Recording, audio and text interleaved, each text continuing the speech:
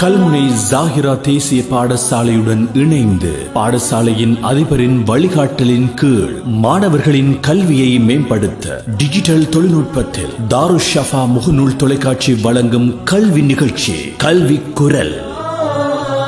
இந்த நிகழ்ச்சிக்கு அனுசரணை வழங்குகின்றார் ECM நிறுவனத்தின் முகாமைத்துவ பணிப்பாளரும் பிரபல தொழிலதிபரும் சமூக சேவையாளரும் நாஃபீர் ஃபவுண்டேஷன் ஸ்தாபக தலைவருமான உதுமாங்கண்டு நாஃபீர் அவர்கள்.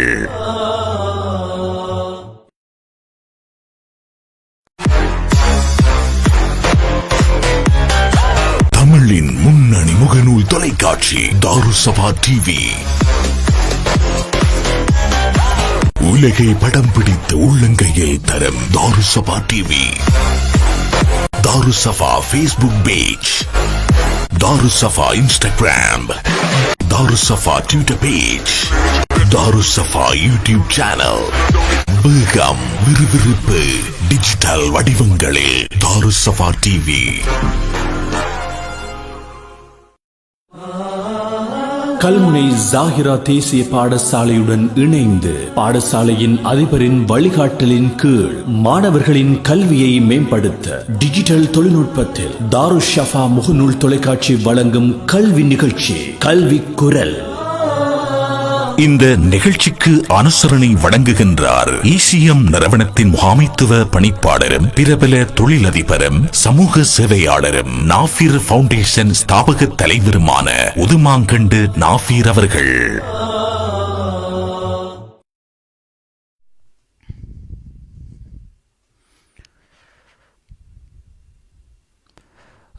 நல்லது மாணவர்களே, மற்றும் ஒரு கல்வி குரல் நிகழ்ச்சியூடாக நாங்கள் உங்களை சந்திக்கின்றோம்.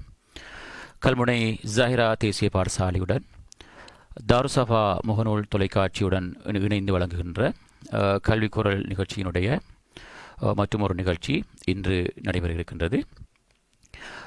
நாங்கள் ஏற்கனவே இந்த கணித பாடத்தினூடாக நான் உங்களை சந்தித்திருந்தேன். அதில் அமைப்புகள் என்கின்ற ஒரு பகுதி முழுமையாக மாணவர்களுக்கு விரிவுரை செய்யப்பட்டது. இன்று நடைபெற இருக்கின்ற அந்த பகுதிக்கு போகிறதுக்கு முதல் நான் சில விடயங்களை மாணவர்களிடத்தில் கதைத்து விட்டு போகலாம் நினைக்கின்றேன். உண்மையில் இவ்வாறான நிகழ்ச்சிகள் நடைபெறுவது மாணவர்களுடைய கற்றல் கற்பித்தல் செயற்பாடுகளை மேம்படுத்துவதற்காக. எனவே மிக நீண்ட பிரயத்தனங்களுக்கு மத்தியில் எங்களுடைய கல்லூரியினுடைய அதிபர் ஜாபீர் சார் அவர்களுடைய முயற்சியினால் தொடர்ச்சியாக இவ்வாறான முகநூல் வாயிலான கற்றல் நிகழ்வுகளும் அதேபோன்று பாடசாலை மாணவர்களுடைய வாட்ஸ்அப் குரூப்களில் அவர்கள் குழுமையாக்கப்பட்டு அதன் மூலமாகவும் இவ்வாறான கற்றல் நடவடிக்கைகள் நடைபெற்றுக் கொண்டிருக்கின்றது. அன்புள்ள மாணவர்களே, இந்த விடயத்தில் பெற்றோர்கள் உண்மையில் இந்த மாணவர்களுக்கு சில விடயங்களை மிக பாரிய பங்களிப்பு செய்ய வேண்டிய ஒரு தேவை இருக்கின்றது. இந்த முகநூல் தொலைக்காட்சிகளை அவர்கள் பார்வையிடுவதற்கு பெற்றோர்களாகிய நீங்களும் அவர்களுக்கு சில விடயங்களில் உதவி ஒத்தாசை வழங்க வேண்டியிருக்கின்றது. அவர்களுக்குரிய அந்த ஏற்பாடுகளை செய்து கொடுக்க வேண்டிய ஒரு தேவை உங்களுக்கும் இருக்கின்றது. அதே போன்று இந்த நிகழ்ச்சியில் பார்க்க முடியாமல் இருக்கின்ற உங்களுடைய சக நண்பர்களுக்கு நீங்கள் உண்மையில் நீங்கள் பார்த்து கொண்டிருக்கின்ற அதே நேரம் அவர்களையும் இந்த பாடப்பரப்புகளை கற்பதற்குரிய உதவிகளை அவர்களுக்கு நீங்கள் கட்டாயம் செய்ய வேண்டும். அவர்களுக்கு அவ்வாறான வசதி வாய்ப்புகள் இல்லாத மாணவர்களிடம் இருந்தால் அவர்களையும் உங்களோடு இணைத்து இந்த நிகழ்ச்சியினை பார்வையிட்டு அவர்களும் இந்த கற்றல் கற்பித்தலை இவ்வாறான காலப்பகுதியில் தொடர்ச்சியாக மேற்கொள்வதற்கு நீங்கள் ஒத்தாசை வழங்க வேண்டும் என்று நான் உங்களிடத்திலே வினயமாக கேட்டுக்கொண்டோம்.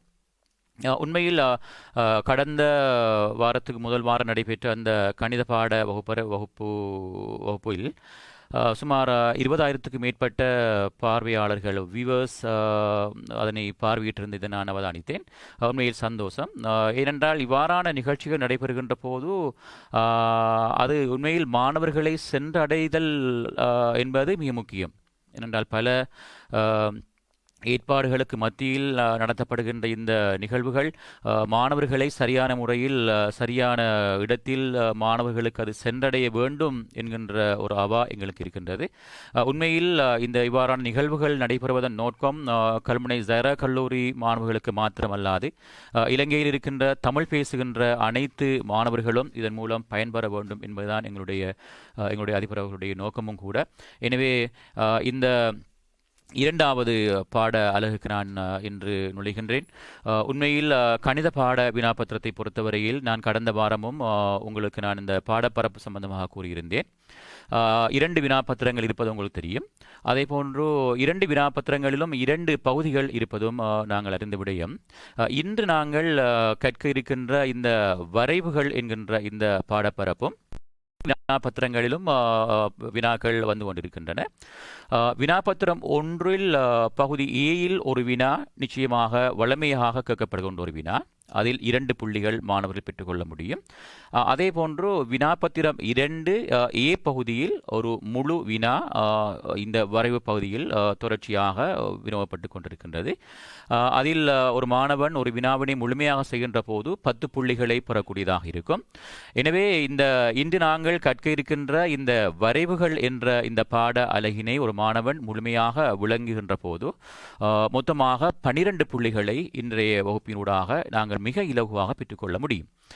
இந்த வரைவுகள் என்ற அலகை பற்றி நாங்கள் சற்று கதைக்கின்ற போது உண்மையில் அட்சர கணிதம் என்கின்ற பகுதி கணிதத்தில் மிக முக்கியமான ஒரு பகுதி. மிக கூடுதலான வினாக்கள் அந்த அட்சர கணித பகுதியிலிருந்து வினாபத்திரங்களில் துவக்கப்படுவதை மாணவர்கள் விளங்கியிருப்பீர்கள்.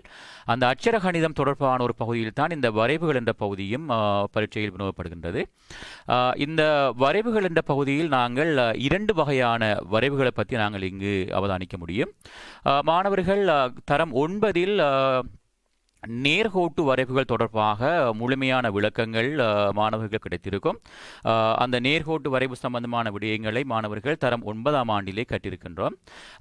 அந்த நேர்கோட்டு வரைவுகளுடன் தொடர்பான விடயங்கள் தான் கூடுதலாக பேப்பர் 1 ஏ பகுதியிலே வினாபத்திரத்தில் மாணவர்களுக்கு கேட்கப்படுகின்றது. உதாரணமாக ஒரு நேர்கோட்டு வரைவு எங்களுக்கு தெரியும். இந்த வரைவுகள் சார்புகளினுடைய வரைவுகள் தான் இந்த ஜிசி ஓலவல் வரையான எங்களுடைய பாடத்திட்டத்தில் இருக்கின்றது. எங்களுக்கு தெரியும் 2 வகையான சார்புகளை பற்றி நாங்கள் கற்றிருக்கிறோம். ஒன்று முதலாம் படிச்சார்பு, இன்னும் ஒன்று 2ஆம் படிச்சார்பு. இந்த முதலாம் படிச்சார்புகளுடைய வரைவுகள் எப்பொழுதும் நேர்கோட்டு வரைவுகளாக இருக்கும். அதனுடைய பொது வடிவம் y=mx/c என்ற வடிவத்திலும் காணப்படும். இவ்வாறான நேர்கோட்டு வரைவுகளுக்குரிய படித்திறன் தொண்டு என்பன காண்பது தொடர்பான விடயங்களை நாங்கள் தரம் 9இல் கற்றிருக்கின்றோம். எங்களுக்கு தெரியும் y=mx என்ற வடிவத்தில் ஒரு நேர்கோடு காணப்படுமாக இருந்தால் அந்த நேர்கோட்டு சமன்பாட்டில் y-னுடைய குணகம் 1ஆக உள்ள போது y=mx எனும் வடிவத்தில் ஒரு நேர்கோட்டு சமன்பாடு காணப்படுமாக இருந்தால் x-னுடைய குணகம் படித்திறனாகவும் c என்பது விட்டுத்துண்டாகவும் காணப்படும் என்கின்ற விடயங்கள் எல்லாம் பார்த்திருக்கின்றோம். அதே போன்று 2 ஆள்கூறுகள் தரப்படுகின்ற போது அந்த நேர்கோட்டினுடைய படித்திறனை காண்கின்ற விடயம் y ஆள்கூறு வித்தியாசத்தை x ஆள்கூறு வித்தியாசத்தினால் வகுக்கின்ற போது அந்த நேர்கோட்டினுடைய படித்திறனை நாங்கள் துணிந்திருக்கின்றோம். இவ்வாறு இந்த நேர்கோட்டு வரைவுகள் தொடர்பாக தரம் 9இல் மாணவர்கள் கூடுதலான விடயங்களை கற்றிருப்பார்கள் நினைக்கின்றோம்.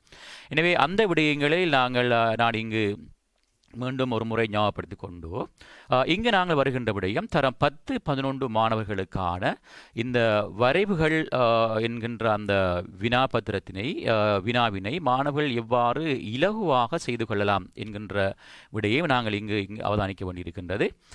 இன்றைய இந்த பாடப்பரப்பிலும் நான் ஏற்கனவே உங்களுக்கு கற்பித்தது போன்று அனிமேஷன் மூலமாக இந்த வரைவை நாங்கள் எவ்வாறு ஒரு இன்ட்ரெஸ்டாக ஒரு மிகவும் இலகுவான முறையில் இந்த வரைவு என்கின்ற அழகை எவ்வாறு கற்றுக்கொள்ளலாம் என்கின்ற விடயத்தை நான் முழுமையாக இங்கு நான் கற்பிக்க இருக்கின்றேன். அதற்கு முதல் இன்று கற்பிக்க இருக்கின்ற இன்றைய வகுப்புக்குரிய மொடியூல்ஸ்கள் எல்லாம் அந்த பாடசாலை ஜஹரா கல்லூரி மாணவர்களுக்கு நான் அந்த பாடசாலை வாட்ஸ்அப் குழுமங்களில் அந்த மொடியூல்ஸ்கள் எல்லாம் அனுப்பப்பட்டிருக்கின்றது. ஏனைய மாணவர்களுக்கும் நாங்கள் இந்த பாட அலகு முடிந்ததன் பின்னர் அதனை நாங்கள் யூடியூப் சேனல் ஊடாகவும் அடுத்தது ஃபேஸ்புக் எங்களுடைய பாடசாலை சேனல் ஊடாகவும் நாங்கள் அதனை அப்லோட் செய்வோம். அதனை பெற்றுக்கொண்டு நீங்கள் மூன்று முறை அதனை ஞாபகப்படுத்திக் கொள்ள முடியும். அன்புள்ள மாணவர்களே, நாங்கள் இங்கு 2 வகையான வரைவுகளை பற்றி கதைக்க வேண்டிய தேவை இருக்கின்றது. அதில் ஒன்றுதான் முதலாம் படிச்சார்புகள் y= mx/c என்கின்ற அந்த சார்புகளுடைய வரைவுகள். தரம் 10 மாணவர்களுக்கும் தரம் 11 மாணவர்களுக்கும் இந்த அலகு ஒரு பொதுவான ஒரு அலகு. தரம் 10 மாணவர்கள் இந்த வரைவு என்ற அலகை கற்பதற்கு 9 பாடவேளைகளை நாங்கள் பயன்படுத்த வேண்டியிருக்கின்றது. அதே போன்று தரம் 11 இந்த வரைவுகள் என்ற பகுதியை நாங்கள் கற்பதற்கு 6 பாடவேளைகளை பயன்படுத்த வேண்டியிருக்கின்றது. எனவே தரம் 10 தான் சுமார் 90% பகுதிகள் இந்த வரைவிலே ஓலவெல் ஒரு மாணவன் இந்த வரைவு வினாவை செய்வதாக இருந்தால் தரம் 10 90% பகுதிகள் நாங்கள் தரம் 10 முடிக்க வேண்டியிருக்கின்றது. மேலதிகமாக ஓலவெல் சில விடயங்களை நாங்கள் மேலதிகமாக கற்க வேண்டியிருக்கும். எனவே 2 பகுதியினருக்கும் மிக முக்கியமான ஒரு அழகாக நாங்கள் இந்த வரைவை நோக்குகின்றோம். அந்த வகையில் முதலாவதாக நாங்கள் ஓலவெல் மாணவர்களுக்கு இந்த வரைவுகள் என்ற பகுதியில் இருக்கின்ற ஒரு விடயம்தான் நேர்கோட்டு வரைவுகள் மூலமாக அந்த சமன்பாடுகளினுடைய தீர்வுகளை காண்கின்ற விடயம். நேர்கோட்டு வரைவுகளை பயன்படுத்தி ஒருங்கமை சமன்பாடுகளை தீர்த்தல் என்கின்ற ஒரு விடயம் இந்த 11ஆம் ஆண்டு மாணவர்களுக்கு அடிப்படையிலேயே எங்களுடைய பாடத்திட்டத்திலேயே சேர்க்கப்பட்டிருக்கின்றது. இந்த நேர்கோடுகளை வரைவது எவ்வாறு என்பதை நாங்கள் தரம் 9 கற்றிருக்கின்றோம். அதனை வைத்துக்கொண்டு இவ்வாறான ஒருங்கமை சமன்பாடுகளை இந்த வரைவுகள் மூலமாக நாங்கள் தீர்த்து கொள்ள முடியும். எனவே 2 சமன்பாடுகள் தரப்பட்டு அந்த 2 சமன்பாடுகளையும் தீர்க்காது வரைவின் மூலம் அவ்விரு சமன்பாடுகளினுடைய தீர்வுகளை காணல் என்பது இங்கு காட்டப்பட்டிருக்கின்றது. மாணவர்கள் இவ்வாறான ஒரு ஆள்கூட்டு தளத்தினை நாங்கள் தெரிவு செய்து, நான் முதலாவது வினாக்கள் என்பதனால் சற்று இந்த ஆள்கூட்டு தளம் தொடர்பாக கதைத்து விட்டு போகலாம் என்று நினைக்கின்றேன். இங்கு x, y என்கின்ற ஆள்கூட்டு தளங்கள் இங்கு அமைக்கப்பட்டிருக்கின்றது. மாணவர்கள் கூடுதலாக விடுகின்ற தவறு, ஒவ்வொரு அச்சுக்களிலும் பெருமானங்களை குறிக்கின்ற போது ஒவ்வொரு எண்களுக்கு இடையிலும் இந்த இடைவெளிகளை சற்று அதிகரித்து குறைத்து கொண்டு செல்கின்ற சில மாணவர்களை அவதானிக்கின்றோம். எனவே இந்த அச்சுக்களில் உள்ள இடைவெளிகள் சம இடைவெளிகளை பேணிக்கொண்டு இந்த ஆள்கூட தளத்தினை நாங்கள் தெரிவு செய்கின்ற போது மிக இலகுவாக இந்த வரைவுகளை நாங்கள் அமைத்துக் கொள்ள முடியும். இங்கு தரப்பட்டிருக்கின்ற 2 சமன்பாடுகளையும் தீர்க்காது இந்த சமன்பாடுகளுடைய தீர்வுகள் கேட்கப்பட்டிருக்கின்றது. இதற்காக மாணவர்கள் நன்றாக அவதானித்துக் கொள்ளுங்கள். தரப்பட்டிருக்கின்ற 2 சமன்பாடுகளையும் 2 நேர்கோட்டு சமன்பாடுகளாக கருதி அவ்விரு நேர்கோடுகளையும் இந்த வரைவுத்தாள் மீது வரைந்து கொள்ளுங்கள். x=y=5, x=y=3 ஆகிய நேர்கோடுகளையும் அவ்வாறு வரைகின்ற போது எவ்வாறு அந்த வரைவுகளை வரையலாம் என்பதை நாங்கள் இங்கு அவதானிக்க முடியும். மாணவர்கள் இங்கு அவதானியுங்கள். இந்த தரப்பட்டிருக்கின்ற இந்த முதலாவது வினா, இங்கு x=y=5 என்கின்ற நேர்கோடு வரைய வேண்டியிருக்கின்றது. ஒரு நேர்கோடு வரைய வேண்டுமாக இருந்தால் நாங்கள் குறைந்தது 2 புள்ளிகள் தேவை. இதற்காக x-க்காக 0 பிரதியிடப்பட்டு y-னுடைய பெருமானம் துணியப்பட்டிருக்கின்றது. x=0 y=5. இன்னும் ஒரு ஆள்கூரை நான் கருதுகின்றேன். y=0 எனின் x-னுடைய பெருமானம் துணியப்பட்டிருக்கு. x=5 தரப்பட்ட சார்பில் பிரதியிடப்பட்டு முதலாவது ஆள்கூறு 0,5, இரண்டாவது ஆள்கூறு 5,0. 2 ஆள்கூறுகள் எங்களுக்கு தெரியுமாக இருந்தால் அந்த நேர்கோடை நாங்கள் வரைய முடியும். எனவே தரப்படுகின்ற இந்த ஆள்கூட்டு தளத்தில் x=y=5 என்கின்ற அந்த சார்பினுடைய வரைவு வரையப்பட்டிருக்கு. மற்றும் ஒரு நேர்கோடு தரப்பட்டிருக்கு x=y=0. இங்கும் x-க்காக 0 பிரதியிட்டு y-னுடைய பெருமானத்தை நாங்கள் துணிந்து கொள்ள முடியும். y=3. அதேபோன்று y-க்காக 0 பிரதியிடப்பட்டு x-னுடைய பெருமானத்தை துணிந்து கொள்ள முடியும். x=3. இங்கும் 2 ஆள்கூறுகள் தரப்பட்டிருக்கின்றது. நாங்கள் கண்டிருக்கின்றோம் 0,3, 3,0. அவ்விரு புள்ளிகளையும் அதே ஆள்கூட்டு தளத்தில் வரைந்து அவ்விரு நேர்கோடுகளும் ஒன்றாக இடைவெட்டும் அளவு அவ்விரு நேர்கோடுகளையும் இணைத்துக் கொள்ளுங்கள். மாணவர்கள் சற்று அவதானிக்க வேண்டும். ஒருங்கமை சமன்பாடுகளை தீர்ப்பதாக இருந்தால் தரப்படுகின்ற 2 சமன்பாடுகளையும் ஒரே ஆள்கூட்டு தளத்தில் வரைந்து அவ்விரு நேர்கோடுகளும் சந்திக்கின்ற அந்த புள்ளியினுடைய ஆள்கூறையும் அறிந்து வைத்துக் கொள்ளுங்கள். இப்போது எங்களிடம் கேட்கப்பட்டிருக்கின்ற 2 சமன்பாடுகளுடைய தீர்வுகள் எக்ஸினுடைய பெருமானமும் வையினுடைய பெருமானமும் துணிய வேண்டி இருக்கு. எனவே இங்கு அவதானித்துக் கொள்ளுங்கள் மாணவர்கள், இந்த 2 ஆள்கூறுகளும் 2 நேர்கோடுகளும் இங்கு சந்திக்கின்ற ஒரு புள்ளி இருக்கு. இங்க அவதானிங்க, இந்த 2 நேர்கோடுகளும் ஒரு புள்ளியில சந்திக்கிறார். சந்திக்கின்ற புள்ளியில எக்ஸினுடைய ஆள்கூறு 4, வையினுடைய ஆள்கூறு 1. எனவே அவ்விரு நேர்கோடுகளுக்கும் திருப்தி செய்கின்ற எக்ஸினுடைய வையினுடைய பரிமாணங்கள் எக்ஸ் சமன் 4, வை சமன் 1. அந்த ஆள்கூற்றில் இருக்கின்ற எக்ஸ் ஆள்கூறு அவ்விரு சமன்பாடுகளினுடைய எக்ஸினுடைய தீர்வாகவும் அவ்வாள்கூறில் இருக்கின்ற வையினுடைய பரிமாணம் அச்சமன்பாடுகளினுடைய வையினுடைய தீர்வாகவும் கொள்ளப்படும். இது ஜிசி ஓலவல் மாணவர்களுக்கு இந்த வரைவுகள் என்ற பகுதியில் ஆரம்பத்தில் இருக்கின்ற அடிப்படையான ஒரு விடயம். ஆனால் இந்த நேர்கோடு வரைவது என்பது அது தரம் 9 கற்கின்ற விடயங்கள். எனவே அன்புள்ள மாணவர்களே, இந்த ஒருங்கமை சமன்பாடுகளை தீர்ப்பது தொடர்பாக நாங்கள் 2 நேர்கோடுகளை வரைந்து அவை இடைவெற்றும் புள்ளியினுடைய எக்ஸ் கமா வை ஆள்கூறுகள் அவ்விரு சமன்பாடுகளுடைய தீர்வுகளாக கருத முடியும். இங்கு மற்றுமொரு வினா இங்கு காட்டப்படுகிறது. நேர்கோட்டு வரைவினை பயன்படுத்தி ஒருங்கமை சமன்பாடுகளை தீர்த்தல் என்கின்ற இன்னும் ஒரு வினா இங்கு காட்டப்பட்டிருக்கின்றது. நாங்கள் எங்களுக்கு ஒரு நேர்கோடு வரைவதாக இருந்தால் குறைந்தது 2 ஆள்கூறுகள் தேவை, அல்லது நாங்கள் அதிகபட்சமாக 3 ஆள்கூறுகளை நாங்கள் பெற்றுக்கொள்ள முடியும். இங்கு அந்த 3 புள்ளிகளை கொண்ட ஒரு அட்டவணையை தயார் செய்து எவ்வாறு நாங்கள் இந்த நேர்கோடுகளை வரையலாம் என்கின்ற விடயத்தை நாங்கள் இங்கு அவதானிக்கின்றோம். இங்கு 2 நேர்கோடுகள் தரப்பட்டிருக்கின்றது. y சமன் மறை x ஆக 2, y சமன் 2x 3 ஆகிய நேர்கோடுகள் வரைவு தாளில் நாங்கள் வரைய வேண்டியிருக்கின்றது. ஏற்கனவே நான் கூறியது போன்று அவ்விரு நேர்கோடுகளும் அந்த வரைவு தாளில் வரையப்பட்டு அவ்விரு நேர்கோடுகளும் சந்திக்கும் புள்ளியினுடைய எக்ஸ் கமா வை ஆள்கூறுகள் அவ்விரு சமன்பாடுகளினுடைய தீர்வுகளாக இருக்கும். அவதானிப்போம். இங்கு 3 ஆள்கூறுகள் நாங்கள் அவதானிக்க வேண்டியிருக்கு. எக்ஸுக்காக மறை 1 தரப்பட்ட சமன்பாட்டில் பிரதியிடப்பட வை சமன் 1 என்கின்ற பெருமானம் துணியப்பட்டிருக்கு. அதை நாங்கள் அட்டவணையில் பூர்த்தி செய்து கொள்கின்றோம். எக்ஸிற்காக 0 பிரதியிடப்பட வையிற்காக 2 என்கின்ற பெருமானம் பெறப்படுகின்றது. அதே போன்று எக்ஸிற்காக 1 பிரதியிடப்பட வையிற்காக 3 பெறப்படுகின்றது. இங்கு 3 ஆள்கூறுகள் மறை 1, 1, 0, 2, 1, 3 ஆகிய 3 ஆள்கூறுகள் பெறப்பட்டு அந்த 3 ஆள்கூறுகளும் தரப்பட்ட ஆள்கூட்டு தளத்திலே குறிக்கப்படுகின்றதனை மாணவர்கள் அவதானிக்க முடியும். மறை 1, 1, 0, 2, 1, 3 அவ்விரு புள்ளிகளையும் இணைத்து விடுங்கள். இது முதலாவது நேர்கோடு y சமன் x 2ற்குரிய நேர்கோடாக கருதப்படும். மற்றொரு நேர்கோடு y சமன் 2x 3 என்கின்ற சார்பினுடைய நேர்கோடும் வரைய வேண்டியிருக்கு. அதற்காகவும் 3 ஆள்கூறுகளை நாங்கள் இங்கு அவதானித்துக் கொள்கின்றோம். இந்த அட்டவணை வரைவு வினாக்களில் தரப்படாது. நாங்களாகவே 3 பெருமானங்களை எக்ஸிற்காக எடுத்து வையினுடைய பெருமானங்களை கண்டுகொள்ள முடியும்.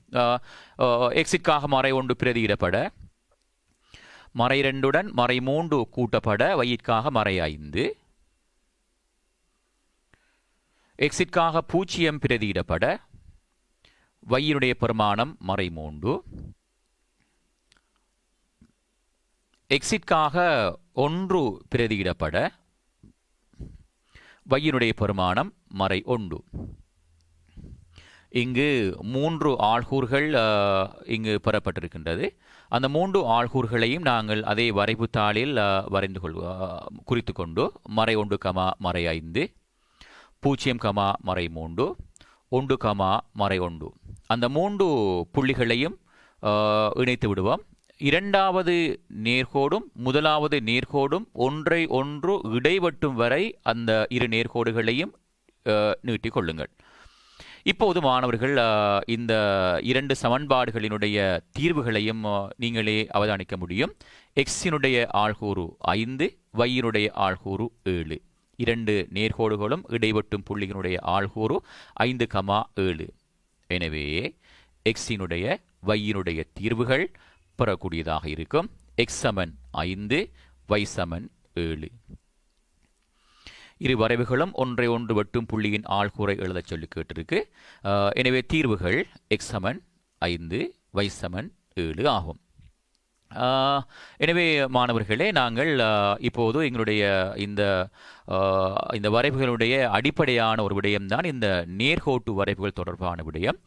இந்த நேர்கோடு ஒன்றினை வரைவது எவ்வாறு, அந்த நேர்கோடை வரைவதற்கு நாங்கள் எவ்வாறு ஆள்கூறுகளை பெற முடியும், அவ்வாறு பெறப்பட்ட ஆள்கூறுகளை எவ்வாறு நாங்கள் வரைவு தாளில் குறிப்பது, அவ்வாறு குறிக்கப்பட்ட அந்த ஆள்கூறுகளை எவ்வாறு இணைப்பது, இவ்வாறு இரண்டு சமன்பாடுகள் தரப்படுகின்ற போது அவ்விரு சமன்பாடுகளையும் நாங்கள் வரைவு தாளில் அந்த நேர்கோடுகளை வரைந்து எவ்வாறு அந்த சமன்பாடுகளினுடைய தீர்வுகளை காண்பது என்பது தொடர்பாக நாங்கள் இப்போது விளங்கியிருப்போம் என்று நினைக்கின்றேன்.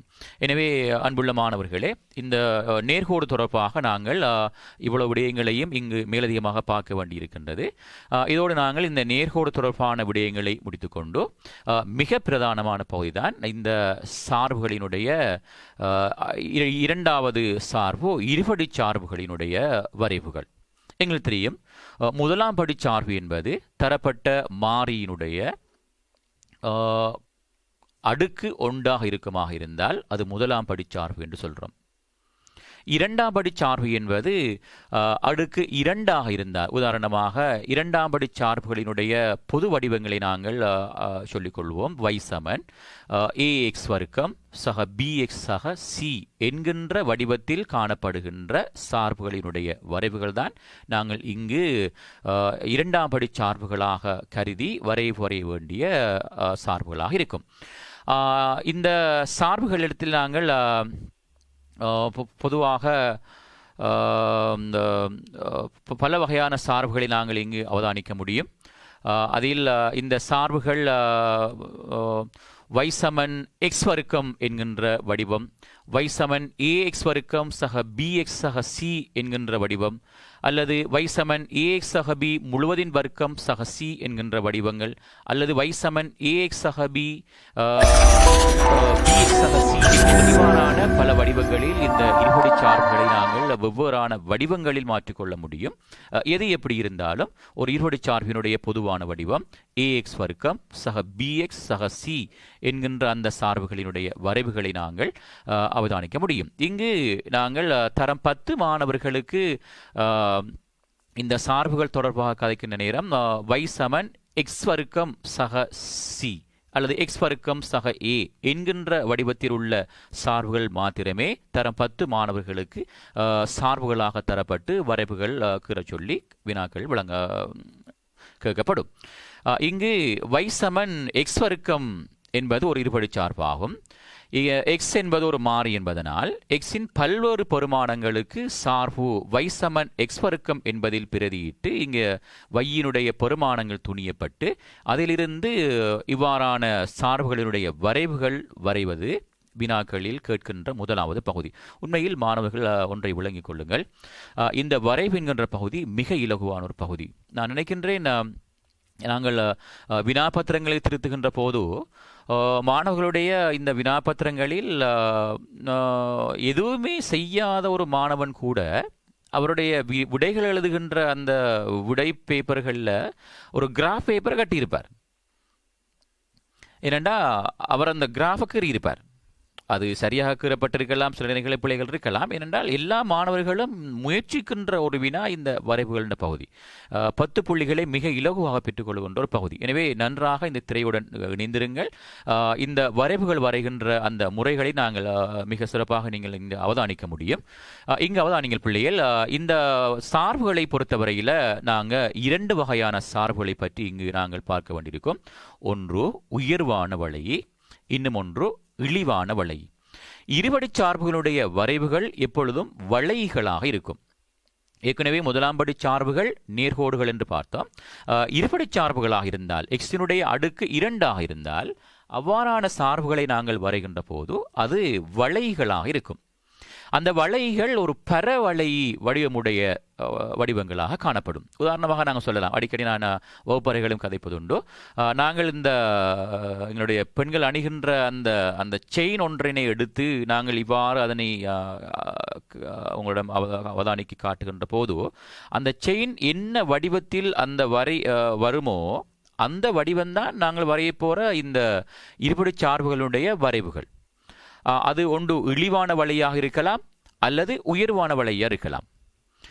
நாங்கள் வரைய போகிற வரைவு என்ன வகையான வரைவு என்பதனை அந்த வரைவை வரையாமலே நாங்கள் இனம் கண்டுகொள்ளலாம்.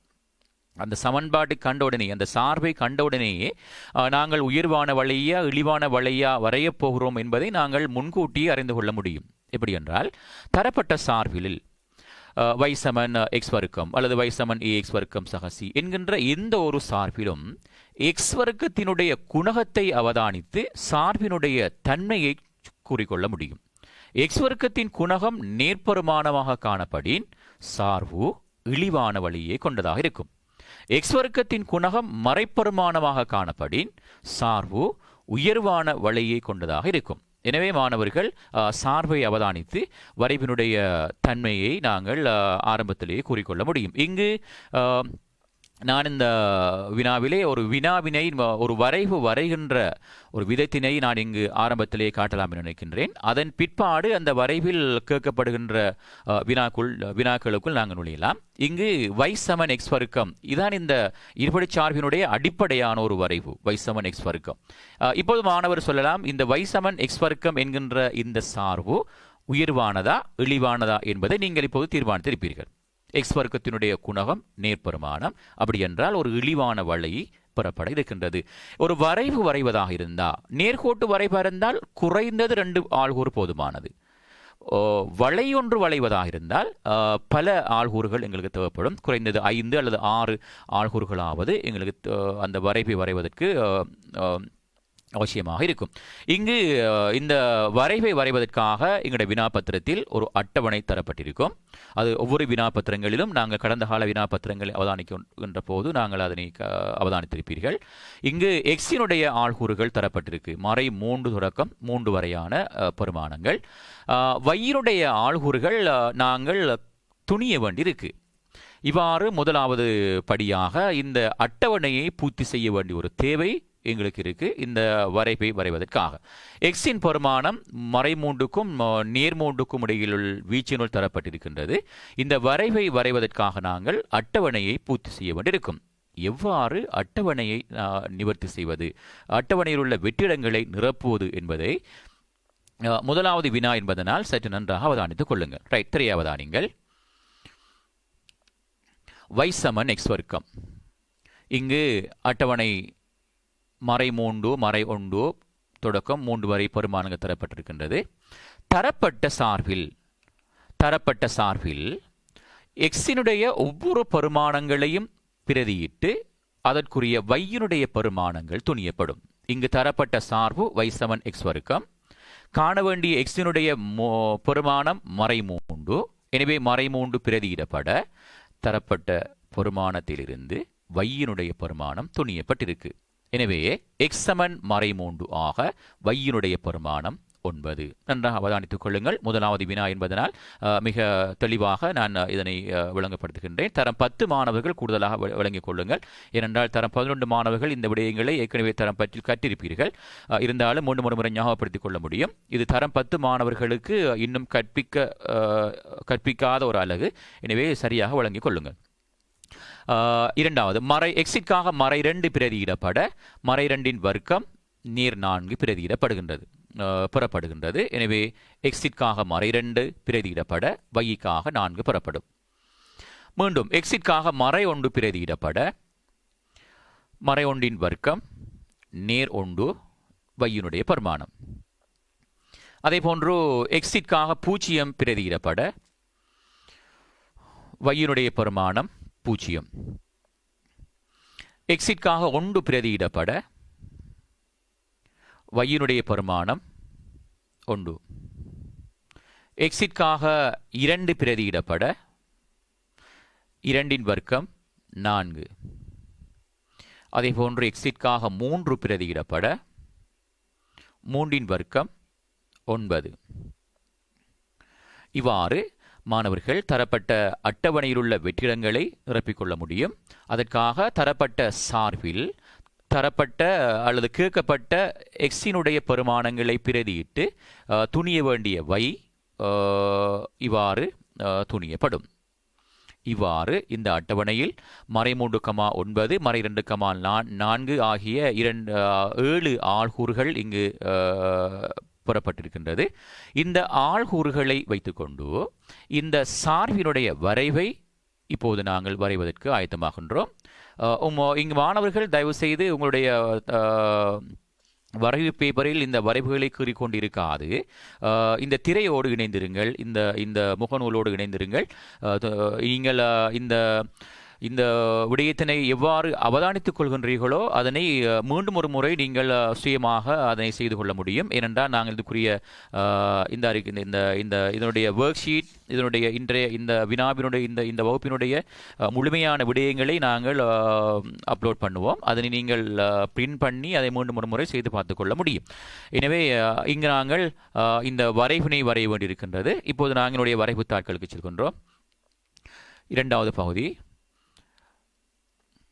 சார்பினுடைய வரைவை வரைய சொல்லியிருக்கு. இங்கே அவதானிங்கள், மாணவர்கள் நன்றாக அவதானிக்க வேண்டும். வரைவுத்தாள் வந்துட்டு இந்த வரைவுத்தாளில் மாணவர்கள் முதலாவது வினா என்பதனால் நான் இதனை சற்று கூடுதலாக கதைக்க வேண்டியிருக்கும். முதலாவதாக நாங்கள் எப்பொழுதும் வை அச்சினை தெரிவு செய்து கொள்ளுங்கள்.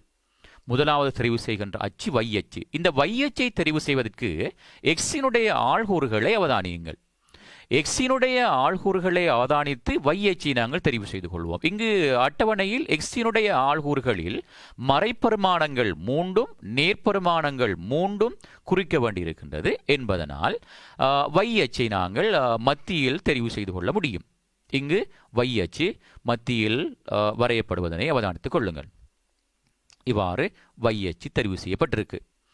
இப்போது நாங்கள் எக்ஸ் அச்சினை தெரிவு செய்வதற்கு வை ஆள்கூறுகளை இந்த அட்டவணையில் உள்ள வை ஆள்கூறுகளை அவதானித்து வை ஆள்கூறுகளில் அதிகூடிய பெருமானம் நேர்பெருமானத்தில் அதிகூடிய பெருமானம் 9.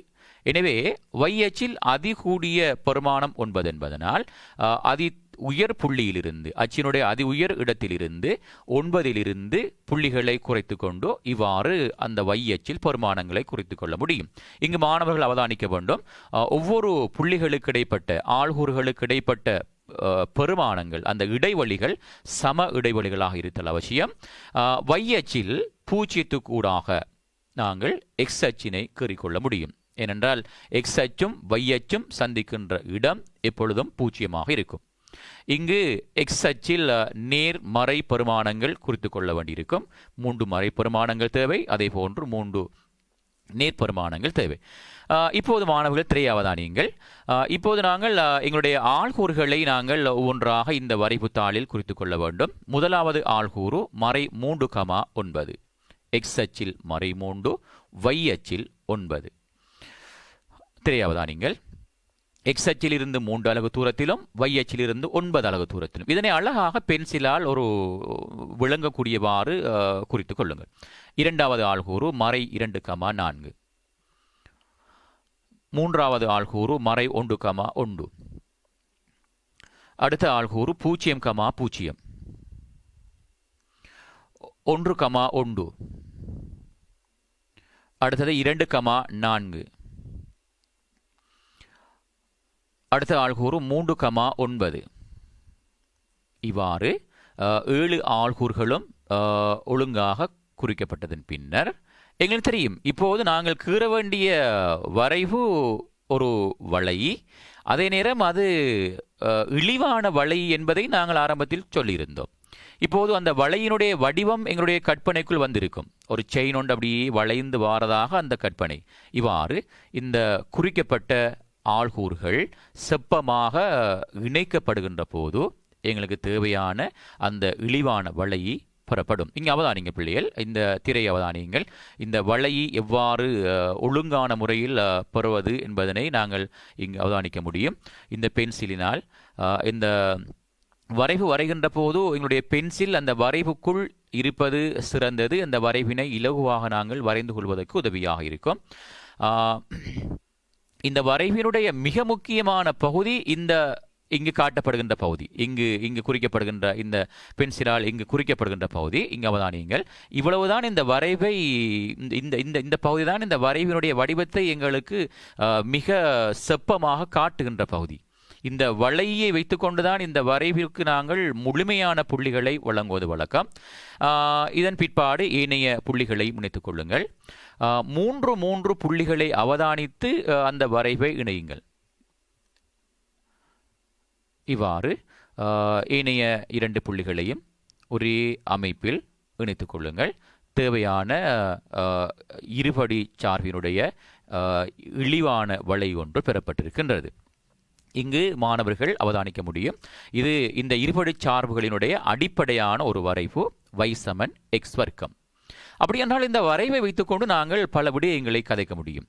இந்த அவதானியங்கள், இந்த வரைவு y = x வர்க்கம் என்கின்ற சார்பாக இருப்பதனால் இங்கு அந்த வரைவினுடைய திரும்பட்புள்ளியினுடைய ஆள்கூறு, நாங்கள் அந்த திரும்பட்புள்ளி என்பதை அடுத்த விடயமாக நான் தனியாக கற்பிப்பேன்.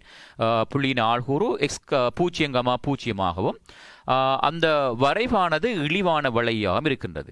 அப்படி என்றால் மாணவர்களுடைய சிந்தனைக்காக இன்னும் ஒரு விடயத்தை நான் இங்கு கதைக்கின்றேன். தரப்படுகின்ற சார்பு y = மறை x வர்க்கமாக இருந்தால், x வர்க்கத்தினுடைய குணகம் மறையாக இருந்திருந்தால் இந்த சார்புக்கு என்ன நடந்திருக்கும் என்பதனை மாணவர்கள் சற்று அவதானியுங்கள், சற்று யோசியுங்கள். y = x வர்க்கமாக இருந்தால் இழிவான வரைவு இவ்வாறு பெறப்பட்டிருக்கின்றது. மறை x வர்க்கமாக இருந்திருந்தால் இந்த சார்பு அவ்வாறு தலைகீழாக மாறியிருக்கும், உயர்வான வளையாக மாறியிருக்கும். மேலே இருக்கின்ற அந்த 2 புள்ளிகளும் அவ்வாறு அந்த எக்ஸ் அச்சுக்கு கீழே பணிக்கப்பட்டிருக்கும், உயர்வான வளையாக மாறியிருக்கும். இது தொடர்பாக நிறைய வரைவுகளை நாங்கள் அடுத்த விடயங்களில் நாங்கள் பார்க்கக்கூடியதாக இருக்கும்.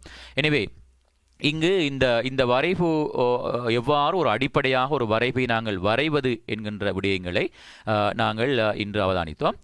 அடுத்து நாங்கள் இதில் கேட்கப்பட்டிருக்கின்ற இழிவு உயர்வு பெருமானங்களை காண்பதை நான் அடுத்த விடயமாக இதை தனியே நாங்கள் கற்றதன் பின்னர் அதுக்கு அடுத்த வினாவிலே இந்த திரும்பட்புள்ளியின் ஆள்கூறு சமச்சீரச்சு போன்ற விடயங்களை பார்க்க முடியும்.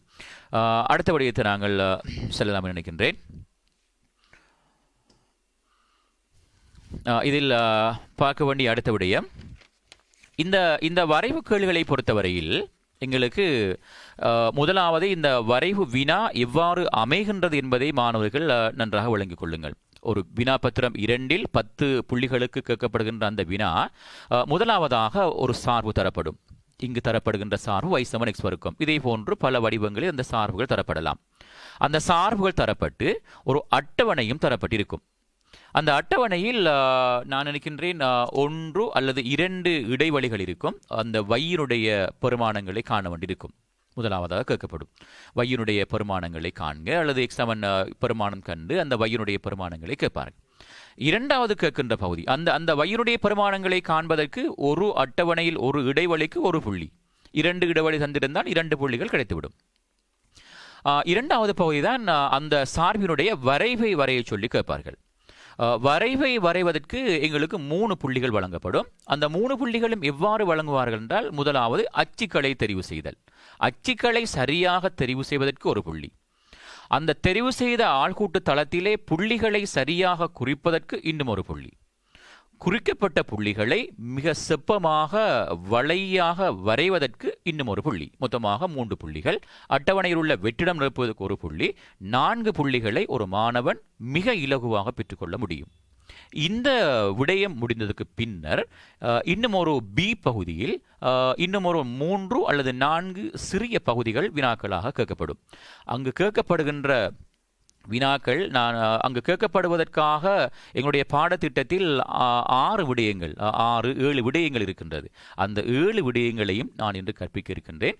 அந்த 7 விடயங்களில் ஏதாவது 3 பகுதிகள் அல்லது 4 பகுதிகள் ஒவ்வொரு வருடமும் வினாக்களில் மாறி மாறி பயிற்சிக்கு வந்து கொண்டிருக்கு. இவ்வளவுதான் இந்த வரைவில் மாணவர்கள் வங்கிக் கொள்ள வேண்டிய விடயங்கள். இப்போது நாங்கள் அதில் கேட்கப்படுகின்ற அடுத்த விடயங்களுக்கு வருகின்றோம். திரையவதானியங்கள். இங்கு வரைவினுடைய பண்புகள் தொடர்பாக சில விடயங்களை நாங்கள் அவதானித்து விட்டு அடுத்த விடயத்துக்கு போகலாம்னு நினைக்கின்றேன். பின்வரும் வரைவுகளில் பெயர்களை அவற்றுக்குரிய சமன்பாடுகளுக்கு நேரே எழுதுக அப்படி என்ற ஒரு வினா கேட்கப்பட்டிருக்கு. இது பகுதி 1 ஆகிய பகுதி 1 சில வேளைகளில் இந்த வினாக்கள் கேட்கப்படுவது வழக்கம். நன்றாக அவதானித்துக் கொள்ளுங்கள். எங்களுக்கு தெரியும் எக்ஸ் வர்க்கத்தினுடைய குணகம் நேர்பெருமானமாக இருந்தால் அந்த வளையி இழிவான வளை. எக்ஸ் வர்க்கத்தினுடைய குணகம் மறைப்பெருமானமாக இருந்தால் அந்த வளையி உயர்வான வளை என்பதையும் அவதானித்து இங்கிருக்கின்ற ஒவ்வொரு வளையினுடைய பெயர்களையும் தரப்பட்ட இந்த அட்டவணையில் நிரப்ப வேண்டியிருக்கும். முதலாவது y சமன் எக்ஸ் வர்க்கம், y சமன் எக்ஸ் வர்க்கம் என்ற வரைவு. இங்கே அவதானிப்போம். முதலாவது y சமன் எக்ஸ் வர்க்கம் என்ற வளையினுடைய இங்கே நேர்கோடு யாது என்பது இங்கே அவதானிக்க வேண்டியிருக்கின்றது. அதே போன்று y சமன் x/4 முழுவதின் வர்க்கம், y சமன் 3x வர்க்கம், y சமன் 3x வர்க்கம் சக 2 போன்ற இந்த வரைவுகளினுடைய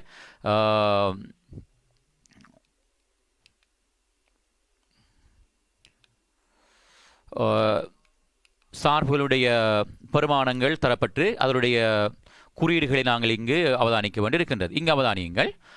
முதலாவது y சமன் எக்ஸ் வர்க்கம் என்ற வரைவு இங்கு அவதானிக்கலாம். இங்கு தரப்பட்டிருக்கின்ற இந்த வரைவு y சமன் எக்ஸ் வர்க்கம் என்பதை குறிக்கின்றது. நாங்கள் ஏற்கனவே வரைந்த ஒரு வரைவு. இரண்டாவது y சமன் x/4 முழுவதன் வர்க்கம் என்கின்ற வரைவு. இங்கே அவதானியுங்கள். x/4 முழுவதன் வர்க்கம் அதே இழிவு பெருமானம், அதே அச்சிலே இழிவு பெருமானத்தை கொண்டிருக்கின்றது. சமச்சீர் அச்சின் சமன்பாடு மாறிக்கொண்டு வருகின்றது. எனவே இவ்வாறு அந்த அச்சு எக்ஸ் அச்சின் வழியே 4 அலகுகள் நகர்த்தப்படுகின்றது. எக்ஸ் அச்சின் வழியே நேர்த்திசையிலே 4 அலகுகள் நகர்த்தப்பட்டு புறப்படுகின்ற அந்த சார்புதான் y சமன் x/4 முழுவதன் வர்க்கம் என்கின்ற அந்த வரைவு இருக்கும். அப்படியா இருந்தால் வரைவு ஏ அந்த வரைவுக்குரிய குறியீடாக கொள்ளப்படும். மூன்றாவது y சமன் 3x வர்க்கம். இங்கு அவதானியுங்கள். y சமன் x வர்க்கம் என்பதிலிருந்து y சமன் 3x வர்க்கம் என்கின்ற ஒரு வரைவு மாற்றப்படுகின்ற விதம். x வர்க்கத்தினுடைய குணகம் அதிகரிக்க அதிகரிக்க சார்பினுடைய சார்பு ஒடுங்கிக் கொண்டு வருவதை நாங்கள் இங்கு அவதானிக்க முடியும். எனவே y சமன் 3x வர்க்கம் என்பது அந்த சார்பினுடைய வரைவாக இருக்கும். x வர்க்கத்தினுடைய குணகம் அதிகரிக்க அதிகரிக்க சார்பு ஒடுங்கிக் கொண்டு போகும். குறைவடைய குறைவடைய சார்பு அதிகரிக்கும்.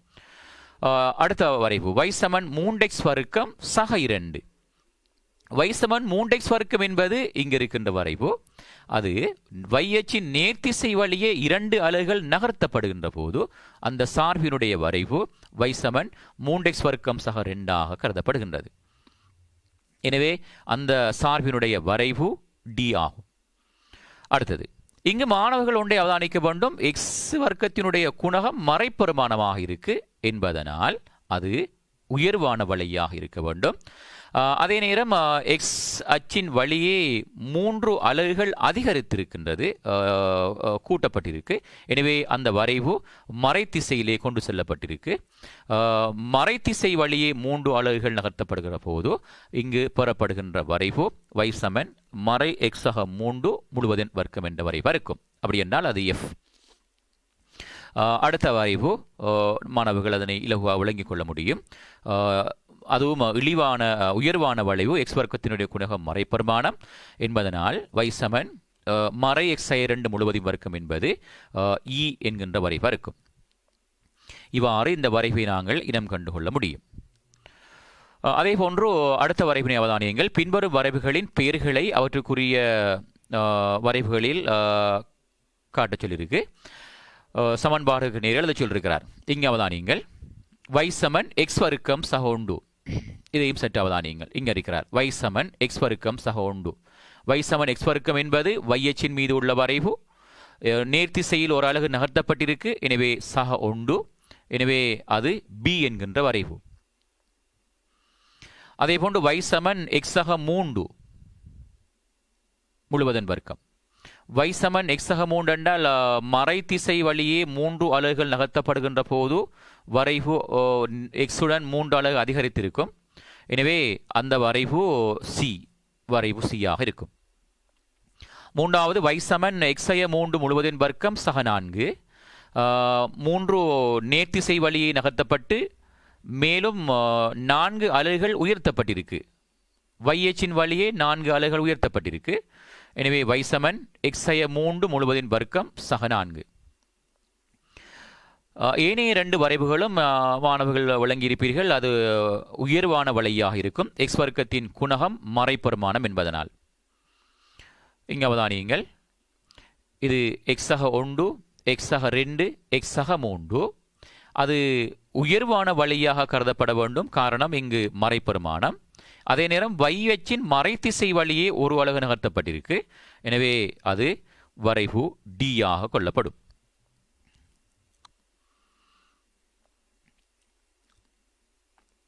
அடுத்தது y சமன் அவரும் உயர்வான ஒரு வளையி, மறை x சய 3 முழுவதின் வர்க்கம் சக 2. அதனையும் மாணவர்கள் நன்றாக விளங்கிக் கொள்ளுங்கள். இங்கு காட்டப்பட்டிருக்கின்ற இந்த வளையும் உயர்வான வளை. இந்த வளையில் மாணவர்கள் x அச்சின் வழியே y அச்சின் வழியே இந்த வரைவு நகர்த்தப்படுகின்ற விதம் இங்கு காட்டப்படுகின்றது. இந்த வினாவின் மூலம், இந்த பகுதியின் மூலம் மாணவர்கள் நான் ஏற்கனவே சொன்ன அந்த 6 விடயங்களில் ஒரு பகுதி தான் இந்த சார்புகளை நகர்த்துதல் சம்பந்தமானது. இந்த பகுதியை நாங்கள் சாதாரணமாக வகுப்பறையில் கற்பிக்கின்ற போது அதனை மாணவர்களுக்கு விளங்கப்படுத்துவதில் மிக கூடுதலாக நாங்கள் கடினத்தன்மையை உணர்வோம். ஆனால் இதன் ஊடாக மாணவர்கள் இதனை இலகுவாக விளங்கிக் கொள்ள முடியும் என்று நினைக்கின்றேன். எனவே இவ்வாறு இந்த சார்புகளை நகர்த்துதல் தொடர்பான விடயங்களும் ஒரு பகுதி வினாக்களில் வினவுவது வழக்கம். இதில் அடுத்த மிக முக்கியமான சில பகுதிகள் இருக்கின்றது. அவைகள்தான் அடுத்த விடயம்தான் உயர்வு இழிவு பெருமானங்கள் தொடர்பான விடயங்கள். இங்கு அவதானியுங்கள் பிள்ளைகள். சார்பானது 2 வகையான வளைகள் என்று ஏற்கனவே சொல்லியிருக்கிறோம். ஒன்று இழிவான வரைவு, இன்னும் ஒன்று உயர்வான வரைவு. இங்கு உயர்வு இழிவு பெருமானங்கள் திருமட்புள்ளியின் ஆள்கூறுகள் என்பன துணிய வேண்டியிருக்கின்றது. சற்று இந்த விடயத்தில் அவதானித்துக் கொள்ளுங்கள். எங்களுக்கு தெரியும், இழிவு புள்ளி என்பது வரைவானது ஆரம்ப புள்ளியிலிருந்து அவ்வாறே குறைவடைந்து கொண்டு சென்று வந்து ஒரு புள்ளியில் இழிவடைந்து அந்த புள்ளியிலிருந்து மீண்டும் அது உயர்வடைந்து கொண்டு செல்லுமாக இருந்தால் அந்த வரைவு இழிவான வரைவு. அந்த இழிவடைகின்ற அந்த புள்ளிதான் இழிவு புள்ளியாக இருக்கும். இதே போன்று உயர்வான வளையா இருந்தால் உயர்வடைகின்று சென்று உயர்வான புள்ளிதான் உயர்வு புள்ளியாக இருக்கும். இங்கு கேட்கப்பட்டிருப்பது உயர்வு இழிவு பெருமானங்களும் திரும்பட்புள்ளியின் ஆள்கூறுகளும். இந்த இழிவு உயர்வு புள்ளிகளுக்கு நாங்கள் இன்னும் ஒரு பெயர் சொல்லுவோம், திரும்பட்புள்ளி. அந்த வரைவு திரும்புகின்ற புள்ளி. இங்கு தரப்பட்டிருக்கின்ற 3 வரைவுகளிலும் உயர்வு அல்லது இழிவு அல்லது திரும்பட்புள்ளிகள் கேட்டிருக்கு. இங்கு அவதானிப்போம், இது 3மே இழிவான வளைகள் என்பதனால் இழிவு பெருமானங்கள் துணிய வேண்டியிருக்கும். திரையை அவதானியங்கள்.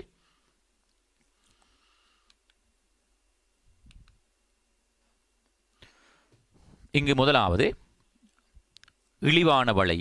எனவே இழிவு பெருமானம் 3. இழிவு புள்ளியினுடைய வை ஆள்கூறு. இழிவு புள்ளியினுடைய வை ஆள்கூறு இழிவு பெருமானமாக இருக்கும்.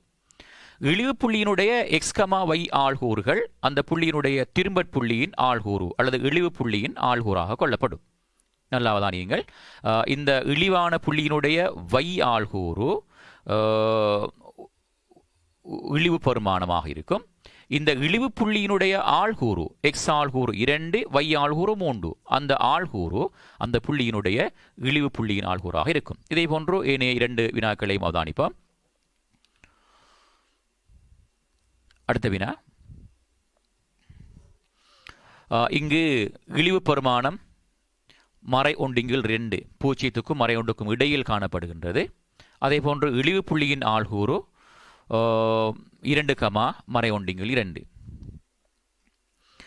அதே போன்று 3வது வரைவு இழிவு பெருமானம் மறை 3, இழிவு புள்ளியின் ஆள்கூறு 1, -3 என்றவாறு இந்த இழிவு திரும்பட்புள்ளியினுடைய ஆள்கூறுகளை நாங்கள் விளங்கிக் கொள்ள முடியும். இதே போன்று உயர்வான வளையாக இருந்தால் இங்கு உயர்வு பெருமானம் துணிய வேண்டியிருக்கும். இங்கு அவதானியுங்கள், உயர்வு பெருமானம் கேட்கப்பட்டிருக்கின்றது. முதலாவது வரைவினுடைய உயர்வு பெருமானம்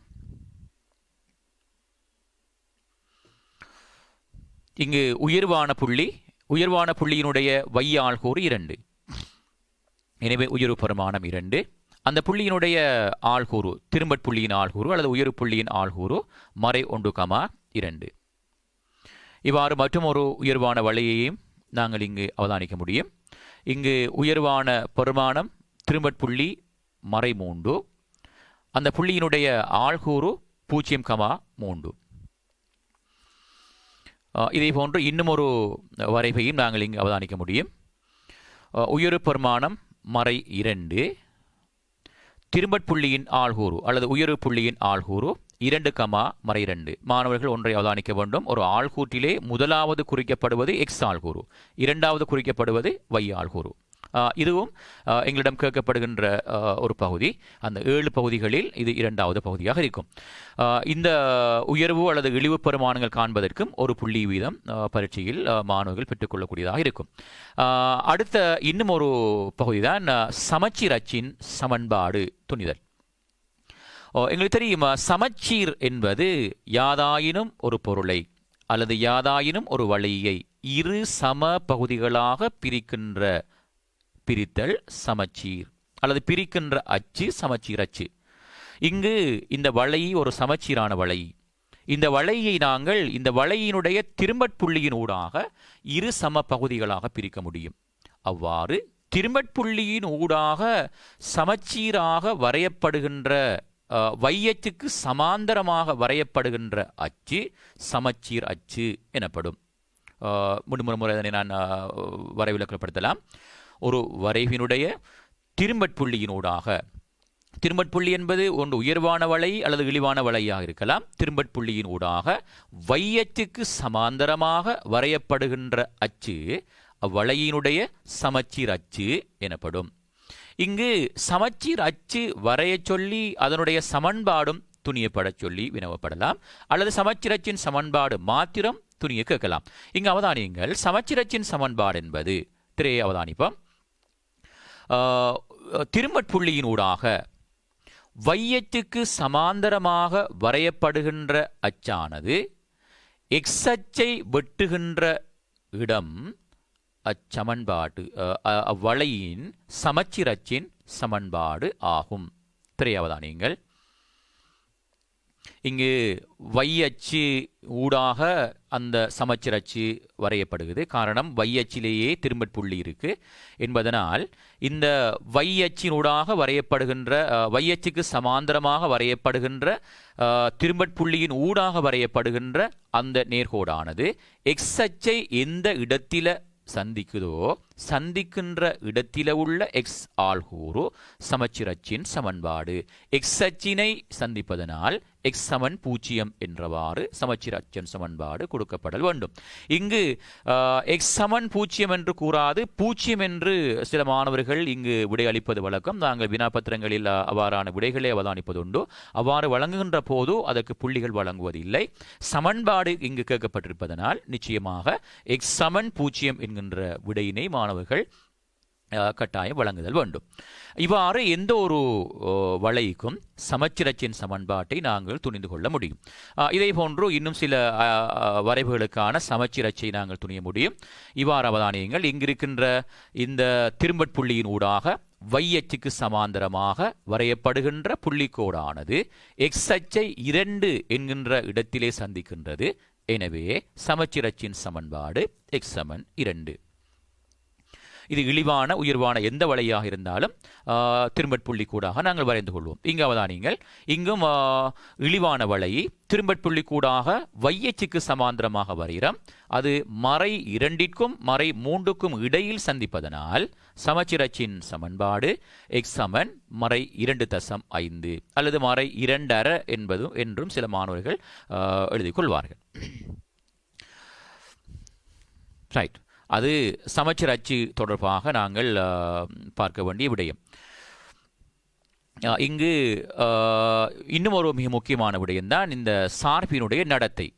இந்த சார்பினுடைய நடத்தை தொடர்பாகவும் பரீட்சையில் ஒவ்வொரு வருடமும் ஒரு பகுதி கேட்கப்பட்டு கொண்டிருக்கு. இந்த சமச்சீர் அச்சின் சமன்பாடு காண்பதற்கும் ஒரு புள்ளி, இழிவு உயர்வு பெருமானம் காண்பதற்கு ஒரு புள்ளி, ஏற்கனவே வரைவுக்கு 3 புள்ளி, அட்டவணையில் உள்ள வெற்றிடம் நிரப்புவதற்கு ஒரு புள்ளி. எனவே 4, சமச்சீர் அச்சுக்கு 1, 5, இழிவு அல்லது உயர்வு பெருமானம் காண்பதற்கு 6 மார்க்ஸ் எடுத்துட்டோம். 6 புள்ளிகளை மிக இலகுவாக பெற்றாச்சு.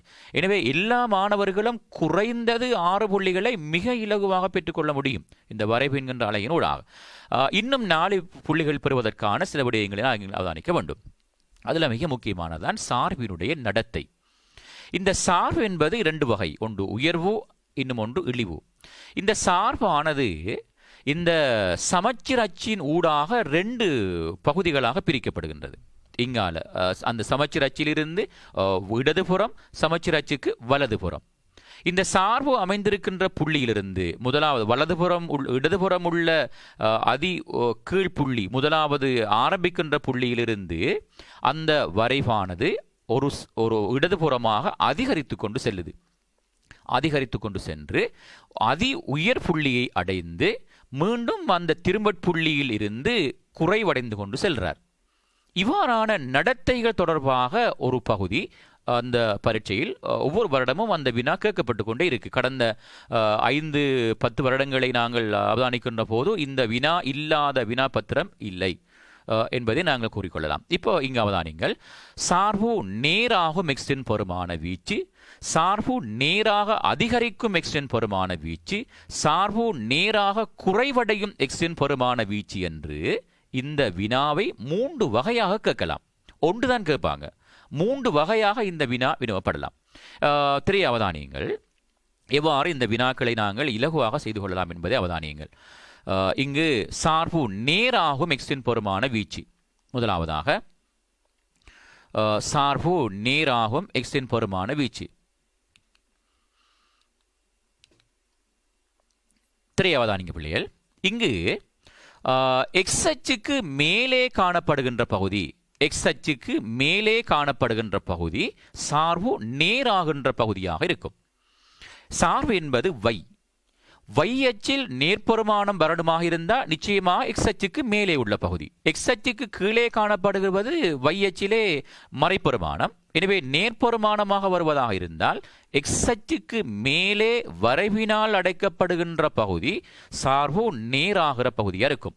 அவ்வாறு சார்பு நேராகிற நேரம் எக்ஸினுடைய வீச்சு, எக்ஸ் அச்சில் அது எந்த வீச்சுக்குள்ள இருக்கு என்பதுதான் இந்த வினா. இது முழுமையாக சார்பு நேராகும் என்று கேட்கிறார். அப்படி என்றா அவதானிங்க.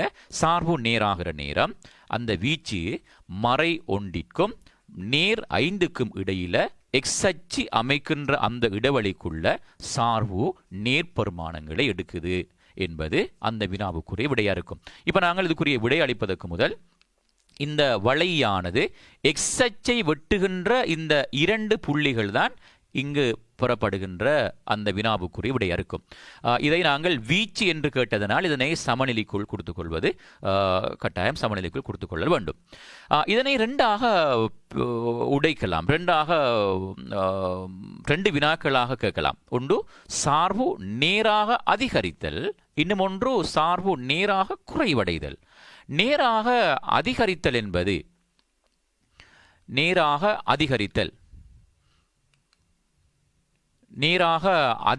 என்பது இங்கு அவதானிக்க வேண்டும். இங்கு அவதானிக்க வேண்டும். இந்த புள்ளியிலிருந்து சார்பு நேராக அதிகரித்து கொண்டு செல்றார்.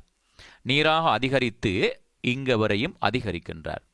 அவ்வாறு அதிகரிக்கின்ற நேரம் எக்ஸ் எந்த வீச்சுக்குள்ள இருக்கு, எக்ஸ் அச்சினுடைய வீச்சு என்ன என்பதுதான் இங்கு துணியப்பட வேண்டியது. 1க்கும் 2க்கும் இடைப்பட்ட அந்த வீச்சுக்குள்ள சார்பு நேராக அதிகரித்து கொண்டு செல்லுது. அந்த 2வது வினாவுக்குரிய விடையாக கொள்ளப்படும். 3வது அடுத்த பகுதி நேராக குறைவடைந்து கொண்டு செல்றது. அப்படி என்ன மாணவர்கள் இப்போது நீங்கள் விடையை எடுத்திருப்பீர்கள். நேராக குறைவடைவதாக இருந்தால் எக்ஸ் அச்சில 2லிருந்து நேர் 5 வரை உள்ள பகுதியில சார்பு நேராக குறைந்து கொண்டு செல்றார். எனவே சார்பு நேராக குறைவடையும் எக்ஸின் பெருமான வீச்சு 2க்கும் 5க்கும் இடைப்பட்ட பகுதி. அதை நாங்கள் சமநிலையில் காட்டிக்கொள்கிறோம். 2 சிறிது எக்ஸ் சிறிது 5. அது சார்பினுடைய நடத்தை தொடர்பாக. இதில் ஏதாவது ஒன்றுதான் மாணவர்கள் பரீட்சையில் கேட்கப்படுவது. ஏதாவது ஒன்று ஏதாவது ஒரு வளைக்கு கேட்கப்படும். ஏதாவது ஒரு பகுதியில் இது நீங்கள் உடையளிக்கக்கூடியதாக இருக்கணும். இங்கு சில நேரங்களில் மாணவர்கள் நாங்கள் வினாபத்திரங்களை அவதானிக்கின்ற போதும் இதில் இந்த சமநிலைகளில் சமனிடுவதனை நாங்கள் அவதானிக்கின்றோம். அவ்வாறு சமனிட முடியாது. ஏனென்றால் இந்த சார்பு இந்த இடத்தில் உயர்வடைவதில்லை, இங்கிருந்து இங்காலதான் குறைவடைந்து கொண்டு செல்லுது. எனவே அங்கு சமன் இடக்கூடாது என்ற விடயத்தையும் மாணவர்கள் விளங்கிக் கொள்ளுங்கள். அடுத்த விடயம்தான் இன்னும் ஒரு பகுதி. சார்பிலிருந்து இந்த வரைவுகளிலிருந்து வர்க்கமூல பெருமானங்களை துணிகிறது. வர்க்கமூலம் காண்பதும் இதில் அந்த நான் சொன்ன அந்த 7 பகுதிகளில் ஒரு பகுதியாக இருக்கும்.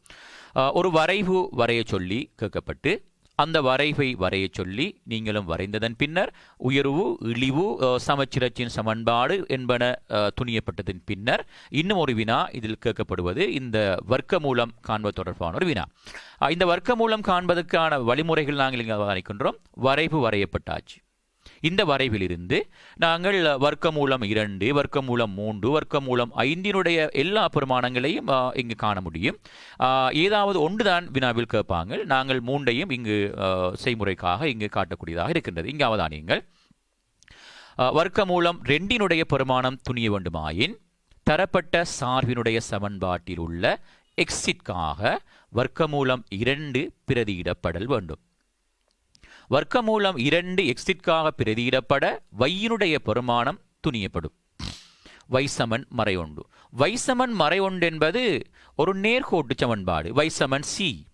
வைசமன் சி என்பது எக்ஸ் அச்சுக்கு சமாந்தரமான நேர்கோடு. இந்த வைசமன் ஒன்றென்கின்ற நேர்கோட்டினை இந்த வரைவு தாளில் நாங்கள் ஏற்கனவே வரைந்த வளையின் மேல் வரைதல் வேண்டும். அவ்வாறு அந்த வரைவுத்தாளில் அந்த நேர்கோடு வரையும் போது அந்த நேர்கோடும் ஏற்கனவே கீறிய வரைவும் 2 இடங்களில் சந்திக்கும். இங்கு நீல நிறத்தினால் புள்ளிக்கோட்டினால் காட்டப்பட்டிருப்பது வைசமன் மறை ஒன்று என்கின்ற நேர்கோடு. வையச்சில் மறை ஒன்றிற்கூடாக எக்ஸ் அச்சுக்கு சமாந்தரமாக வரையப்படும். அவ்வாறு சந்திக்கின்ற 2 புள்ளிகளினுடைய எக்ஸ் ஆள்கூறுகள் தான் கேட்கப்பட்ட வர்க்கமூலம் 2 பெருமானங்களாக இருக்கும். அப்படி என்றால் இந்த எக்ஸ் ஆள்கூறு மறை 2க்கும் மறை 1க்கும் இடையில் இருக்கு. மறை 1லிருந்து 4வது புள்ளியில் சந்திப்பதனால் வர்க்கமூலம் 2 பெருமானம் 1.4 கருதப்படும். இதே போன்று எக்ஸுக்காக வர்க்கமூலம் 3 பிரதியிடப்பட்டு எக்ஸுக்காக வர்க்கமூலம் 5 பிரதியிடப்பட்டு வர்க்கமூலம் 3 பெருமானமும் வர்க்கமூலம் 5 பெருமானங்களும் துணியப்படுகின்ற விதத்தினையும் மாணவர்கள் அறிந்து கொள்ள முடியும். எக்ஸ் சமன் வர்க்கமூலம் 3 பிரதியிடப்பட வைசமன் 0 என்கின்ற ஒரு நேர்கோடு பெறப்பட்டிருக்கு. வைசமன் 3 என்கின்ற நேர்கோடு வரைவு தாளில் வளைக்கு மேல் வரையப்பட அவ்விரு நேர்கோடுகளும் வளையையும் சந்திக்கின்ற புள்ளியினுடைய எக்ஸ் ஆள்கூறுகள் வர்க்கமூலம் 3 பெருமானம் 1.7 இருக்கும். அங்கு 2 பெருமானங்களும் இங்கு காட்டப்பட்டிருக்கு. மறை 1.7 நேர் 1.7. இதே போன்று வர்க்கமூலம் 5 பெருமானத்தையும் துணிய முடியும். அதே செய்கை வழி வர்க்கமூலம் 5 எக்ஸிற்காக பிரதியிடப்பட்டு வையினுடைய பெருமானம் 2 பெறப்பட்டு அந்த நேர்கோடு அந்த வரைவு தாளில் மீண்டும் ஒரு முறை வரையப்பட்டு அவ்விரு நேர்கோடுகளும் வளையும் சந்திக்கின்ற புள்ளியினுடைய எக்ஸ் ஆள்கூறுகள் வர்க்கமூலம் 5 பெருமானமாக கொள்ளப்படும். 2.2 வர்க்கமூலம் 5 பெருமானம். இதுவும் இந்த வரைவுகள் என்ற பகுதியில் மாணவர்களிடத்திலே கேட்கப்படுகின்ற ஒரு பகுதியாக கொள்ள முடியும். இந்த வினாக்கள் தரம் 10 மாணவர்களுக்கு கூடுதலாக எங்களுடைய பரீட்சைகளில் அவதானிக்க முடியும். நிறைய 2ஆம் 3ஆம் தவணைகளில் இந்த வர்க்கமூல பெருமானங்கள் காண்கின்ற வினாக்கள் தொடர்ச்சியாக வந்து கொண்டிருக்கின்றது. இன்னும் ஒரு பகுதி இருக்கு. அதுவும் மிக முக்கியமான பகுதி. வரைவிலிருந்து மூலங்களை காண்பது. நாங்கள் இந்த இருபடி சார்பினுடைய மூலங்களை துணிதல் என்பது எங்களுக்கு தெரியும். ஒரு இருபடி சமன்பாட்டுக்கு 2 வகையான தீர்வுகள் இருக்கும். அது 2 மெய்யான தீர்வுகளாக மறையான நேரான தீர்வுகளாக இங்கு இருக்கும். அந்த வகையில் இங்கு இந்த இருபடிச் சார்பினுடைய மூலங்களை காண்பதற்கு நாங்கள் வரைவுகளை பயன்படுத்துவது எப்படி, எவ்வாறு வரைவுகள் மூலமாக இருபடிச் சார்புகளை தீர்வுகளை காண்பது என்பது தொடர்பாகவும் ஒரு வினா தொடர்ச்சியாக கேட்கப்பட்டு கொண்டிருக்கு. அந்த வகையில் ஒரு இருபடிச் சார்பு தரப்பட்டு அந்த இருபடிச் சார்பினுடைய வரைவு வரைய சொல்லி கேட்கப்பட்டு ஏற்கனவே கேட்கப்பட்ட வினாக்கள் எல்லாம் கேட்கப்பட்டு விடைகளெல்லாம் எழுதப்பட்டதன் பின்னர் மீண்டும் ஒரு வினா மூலம் காண்பது. ஒரு இருபடிச் சார்பினுடைய மூலங்களை காண்பதாக இருந்தால் முதலாவது படிமுறை தரப்பட்ட சார்பினை எடுத்து அந்த சார்பினை முதலாம் சமன்பாடாக கருதி கொள்ளுங்கள். தரப்பட்ட சார்பு, அதாவது நீங்கள் வரைந்த சார்பு. நான் இங்கு இந்த திரையில் அவதானிப்பது y = x வர்க்கம் sin 2x sin 2 எனும் சார்பினுடைய வரைவு தான் இங்கே காட்டப்பட்டிருக்கு. நான் வரைஞ்சே காட்டியிருக்கிறேன். அதனை சமன்பாடு 1 கொள்ளுங்கள். இரண்டாவதாக நீங்கள் மூலம் காண வேண்டிய சமன்பாட்டை கருதுங்கள். 0 = x வர்க்கம் sin 2x sin 2. அது நீங்க காண வேண்டிய மூலம் காண வேண்டிய சமன்பாடு. அவ்விரு சமன்பாடுகளையும் தீர்த்து கொள்ளுங்கள். எக்ஸ் வர்க்கத்தினுடைய குணகங்கள் சமனாக இருக்கு, குறிகள் ஒரே வகையானது என்பதனால் கழித்து விடுறேன். முதலாம் சமன்பாட்டில் இருந்து இரண்டாம் சமன்பாட்டை கழிக்கிறேன். கழிக்கும் போது y சமன் எல்லாமே கழிக்கப்படும். எக்ஸ் வர்க்கம் போயிடும், 2x போயிடும், எல்லாமே கழிக்கப்பட y சமன் 0 என்கின்ற ஒரு நேர்கோட்டு சமன்பாடு பெறப்பட்டிருக்கு. அந்த நேர்கோட்டு சமன்பாட்டை அந்த நேர்கோட்டை ஏற்கனவே வரைந்த வரைவின் மேல் மீண்டும் ஒரு முறை வரைந்து கொள்ளுங்கள். ஏற்கனவே நாங்கள் வர்க்க மூலம் காண்பதற்கு வரைந்தது போல இங்கேயும் வரைந்து கொள்ளுங்கள். இவ்வாறு அந்த வளையும் y சமன் 0 என்கின்ற நேர்கோடும் இரண்டு இடங்களில் இடைவெட்டுவாங்க. இடைவெட்டுகின்ற புள்ளியினுடைய எக்ஸ் ஆள்கூறுதான் கேட்கப்பட்ட சார்பினுடைய மூலங்களாக இருக்கும்.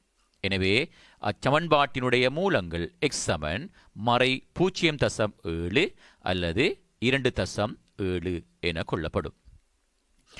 இவ்வாறு இந்த வினாக்களில் சார்புகளில் இருந்து மூலங்கள் காண்கின்ற வினாக்கள் கேட்கப்படுமாக இருந்தால் மாணவர்கள் இந்த செய்கை வழியை பயன்படுத்தி அந்த மூலங்களை கண்டுகொள்ள முடியும்.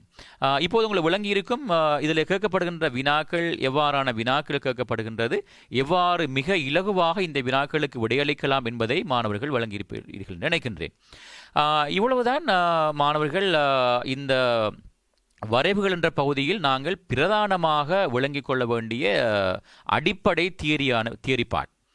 இதோட சேர்ந்ததாக இந்த வினாக்களில் இந்த தியரி பார்ட்டில் உள்ள விடயங்களை சற்று வித்தியாசமாக கொஞ்சம் சற்று மாற்றம் செய்து சில வினாக்களும் இந்த பகுதிக்குள் வந்து கொண்டிருக்கின்றது. அது GC O-level மாணவர்கள், அதனை நாங்கள் அடுத்த வினாக்களில் பார்க்க முடியும்.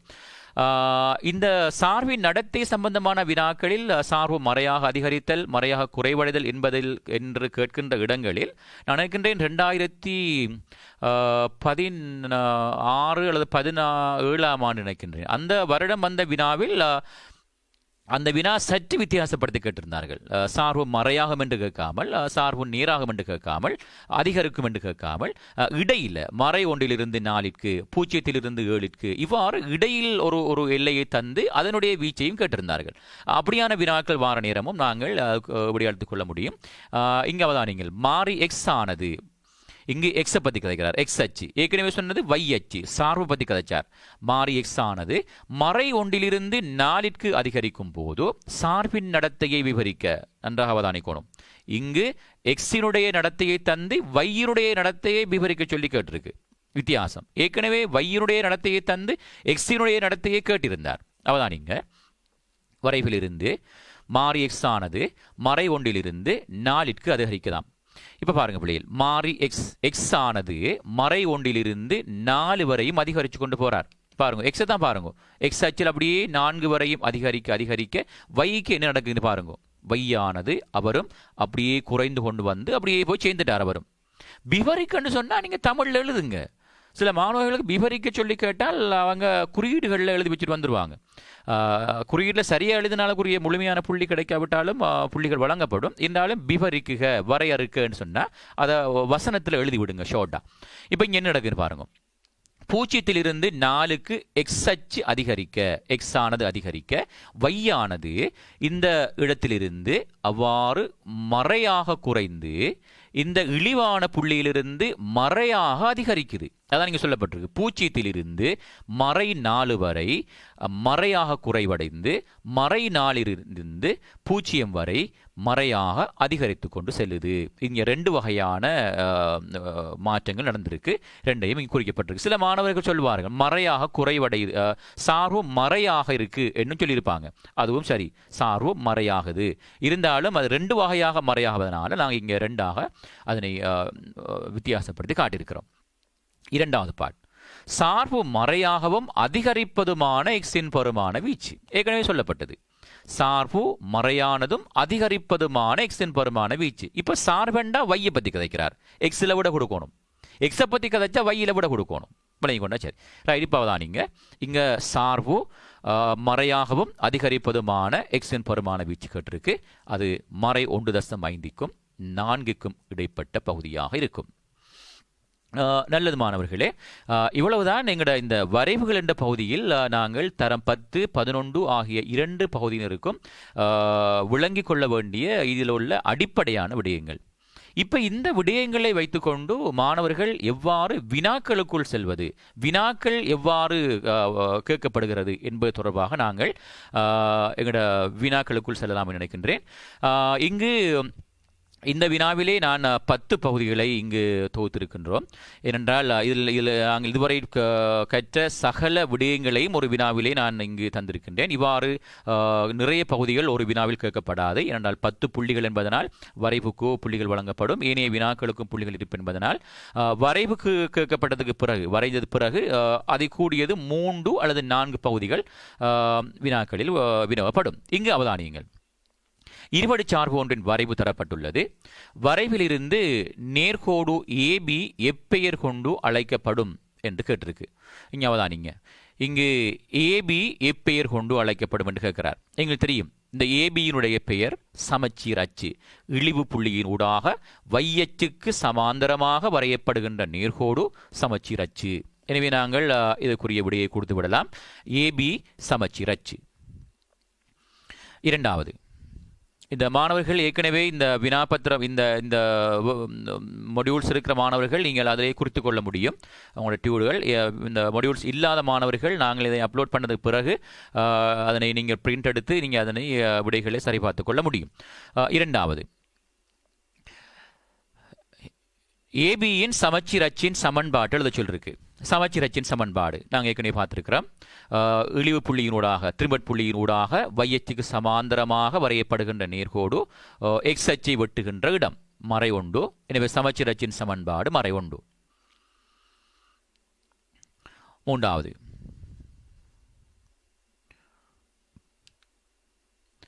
இழிவு பெருமானம். இழிவு பெருமானம் கேட்கப்பட்டிருக்கு. எங்களுக்கு தெரியும், இழிவான புள்ளியினுடைய வையாள் கூறு மறை 4. இழிவு பெருமானம் மறை 4. இழிவு புள்ளியின் ஆள்கூறு கேட்கப்பட்டிருக்கு. இழிவு புள்ளியின் ஆள்கூறு மறை 1, மறை 4. எக்ஸ் ஆள்கூறு மறை 1, y ஆள்கூறு மறை 4. எனவே மறை 1, மறை 4. அடுத்த பகுதி 5வது, தரப்பட்ட வரைவின் சமன்பாட்டை என்ற வடிவத்துக்கு மாற்ற சொல்லியிருக்கு. நல்ல அவதானிங்க பிள்ளைகள். இவ்வாறான ஒரு வினா நிறைய வினாக்கள் எங்களுடைய வினாபத்திரங்களில் நீங்கள் கடந்த கால வினாபத்திரங்களில் காணக்கூடியதாக இருக்கும். இப்போது எங்களுக்கு தெரியும், இந்த சார்பு ஒரு இழிவான வளையி. அப்படி என்றா எங்களோட எக்ஸ் வர்க்கத்தினுடைய குணகம் நேர்பெருமானம். இந்த சமச்சீர் அச்சினுடைய சமன்பாடை வைத்துக்கொண்டு நாங்கள் இந்த சமச்சீர் அச்சினுடைய சமன்பாட்டையும் இழிவு பெருமானத்தையும் அல்லது உயர்வு பெருமானத்தையும் வைத்துக்கொண்டு தரப்பட்ட சார்பினுடைய சமன்பாட்டை எழுதிவிட முடியும். நல்லாவதான் நீங்க.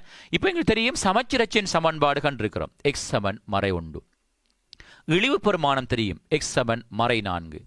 ஒரு சார்பினுடைய பொதுவான வடிவம் இங்கு தரப்பட்டிருக்கீங்க. அவதானிங்க, y சமன் எக்ஸ் சக ஏ அல்லது சக ஏ முழுவதின் பெருக்கம் சக அல்லது சக பி என்ற வடிவத்தில் இருக்கும். எப்பொழுதும் நாங்கள் இந்த வடிவத்தில் எழுதி கொண்டோம்னா மிக இலகுவாக சார்பினுடைய சமன்பாட்டை எழுதிவிடலாம். எக்ஸ் சக அல்லது சய ஏ முழுவதின் பெருக்கம் சக அல்லது சய பி என்ற வடிவத்திலேயே எல்லா சார்புகளும் அமைந்திருக்கும். இங்கு ஏ என்பது இங்கிருக்கின்ற சமச்சீர் அச்சினுடைய சமன்பாடாக இருக்கும். ஞாபகம் இங்கு சமச்சீரச்சின் சமன்பாடு எக்ஸ் சமன் மறை ஒன்றாக இருந்தால் இங்கு வருகின்ற இந்த எக்ஸ் சக ஒன்று என்பது அந்த சமச்சீரச்சின் சமன்பாட்டின் பெருமானத்தினுடைய குறிமாற்றப்பட்ட பெருமானமாக இருக்கும். எக்ஸ் சமன் மறை ஒன்று சமச்சீரச்சின் சமன்பாடு பெறப்பட்டிருந்தால் சமன்பாடு எழுதும் போது எக்ஸ் சக ஒன்று என்று போட்டு விடுங்க. ரைட். இங்கு இருக்கின்ற இந்த பி என்பது இந்த சார்பினுடைய இழிவு பெருமானமாக இருக்கும். அதை தனியே நீங்க போட்டு விடலாம். இந்த வரைவை பொறுத்தவரையில் இழிவு பெருமானம் மறை 4. எனவே ஒரு இழிவு பெருமானமும் சமச்சீரச்சின் சமன்பாடும் தெரிஞ்சால் அந்த வளையினுடைய சமன்பாட்டு எழுதலாம். சமன்பாடு தெரிஞ்சால் இழிவு உயர்வு சமச்சீரச்சின் சமன்பாடுகளை கூறக்கூடியதாக இருக்கும். எனவே இந்த சார்பினுடைய சமன்பாடு y சமன் எக்ஸ் சக ஒன்று முழுவதும் வர்க்கம் sin 4. எக்ஸ் சக ஒன்று என்பதை நாங்கள் பூஜ்ஜியத்துக்கு சமப்படுத்துகின்ற நேரம் சமச்சீரச்சின் சமன்பாடு பெறக்கூடியதாக இருக்கும். மறை 4 என்பது இழிவு பெருமானம். இங்கு இழிவான வளை என்பதனால் எக்ஸ் சக ஒன்று என்ற கோவைக்கு முன்னால் நேர்குறியும், இது உயர்வான வளையாக இருந்திருந்தால் எக்ஸ் சக ஒன்று முழுவதும் வர்க்கம் என்ற கோவைக்கு முன்னால் மறை என்கின்ற குறியும் போட வேண்டியிருக்கும். சரி, அது 5வது வினா. வினா இலக்கம் 6. சார்பு வையச்சை வெட்டும் புள்ளியின் ஆள்கூற கேட்டிருக்கு. இந்த சார்பானது சார்பண்டா வை சார்பண்டா நீங்க நினைச்சிடணும் வை எச்சை பற்றி கதைக்கிறார். வை அச்சானது வளையை இந்த வளையானது வையச்சை வெட்டுகின்ற இடத்தை கேட்டிருக்கு. எனவே 0, மறை 3. 7வது வினா இலக்கம் 7. வைசமன் 0 ஆகும் போது எக்ஸின் பெருமானங்களை கேட்டிருக்கு. ஞாபகம் வைசமன் 0 என்றால் எக்ஸ் அச்சுக்கு சமாந்தரமான ஒரு நேர்கோடு. எனவே வைசமன் வையச்சில 0 கூட ஒரு நேர்கோட்டை வரைகிறோம். அந்த நேர்கோடானது வளைய 2 புள்ளியில சந்திக்கின்ற புள்ளிகளினுடைய பெருமானங்கள் தான் கேட்கப்பட்டிருக்கு. எக்ஸினுடைய பெருமானங்கள் ஒன்று எக்ஸ் சமன் மறை 3, இன்னும் ஒன்று எக்ஸ் சமன் 1. வைசமன் 0 எக்ஸினுடைய பெருமானங்கள் துணியப்பட்டிருக்கு. 8வது வினா. சார்பு மறையாக இருக்கும் எக்ஸின் பெருமான வீச்சை எழுதுக. சார்பு மறையாக இருக்கும் எக்ஸின் பெருமான வீச்சு. மறையாக இருக்குமெண்டா எக்ஸ் அச்சுக்கு கீழே, நேராக இருக்குமெண்டா எக்ஸ் அச்சுக்கு மேலே. எனவே மறையாக இருக்குமெண்டா எக்ஸ் அச்சுக்கு கீழே வார அவ்வளவு பெருமானமும் அவ்வளவு பகுதியும் வீச்சு கேட்டிருக்கு. மறை 3க்கும் 1க்கும் இடைப்பட்ட அந்த வீச்சுக்குள் சார்பு மறையாக இருக்கும். அது வினா இலக்கம் 8. 9வது. சார்பு மறையாக குறைவடையும் எக்ஸின் பெருமான வீச்சு நாங்கள் இப்ப பார்த்திருக்கிறோம். இதுல அரைவாசி குறைவடையுது, மற்ற அரைவாசி அதிகரிக்குது அல்ல. எனவே மறையாக குறைவடையும் எக்ஸின் பெருமான வீச்சு மறை 3லிருந்து 1 வரையான பகுதி மறையாக குறைவடைந்து கொண்டு செல்லுது. 10வது. சார்பு வளையானது எக்ஸ் அச்சை வெட்டும் இரு புள்ளிகளையும் கருத்தில் கொண்டு வரைவின் சமன்பாட்டை எனும் வடிவத்தில் தருக அப்படின்னு கேட்டிருக்கு. ஞாபகம். இவ்வாறான ஒரு வினா. இந்த கடைசியில் கேட்கப்படுற வினாக்கள் சற்று வித்தியாசமாக இருப்பாங்க. சில நேரங்களில் இந்த வரைவில் ஃபுல் மார்க்ஸ் எடுக்கிற மாணவர்கள வீதம் குறை இருக்கும். ஆனால் 6-7 புள்ளிகள் எடுக்கின்ற மாணவர்கள வீதம் மிக அதிகமாக இருக்கும். சுமார் 80% மாணவர்கள் இந்த வினாவில் எப்படியும் ஒரு 6 மார்க்ஸ் எடுத்துருவாங்க, 7 மார்க்ஸ் எடுத்துருவாங்க. 10 புள்ளி எடுக்கிறேன்னு சொன்னால் கடைசி பாட்டையும் செய்ய வேண்டியிருக்கும்.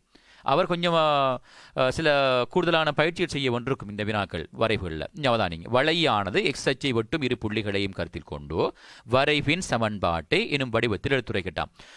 ஞாபகம். எக்ஸ் அச்சை வெற்ற இடங்கள் மறை 3லும் நேர் 1லும்.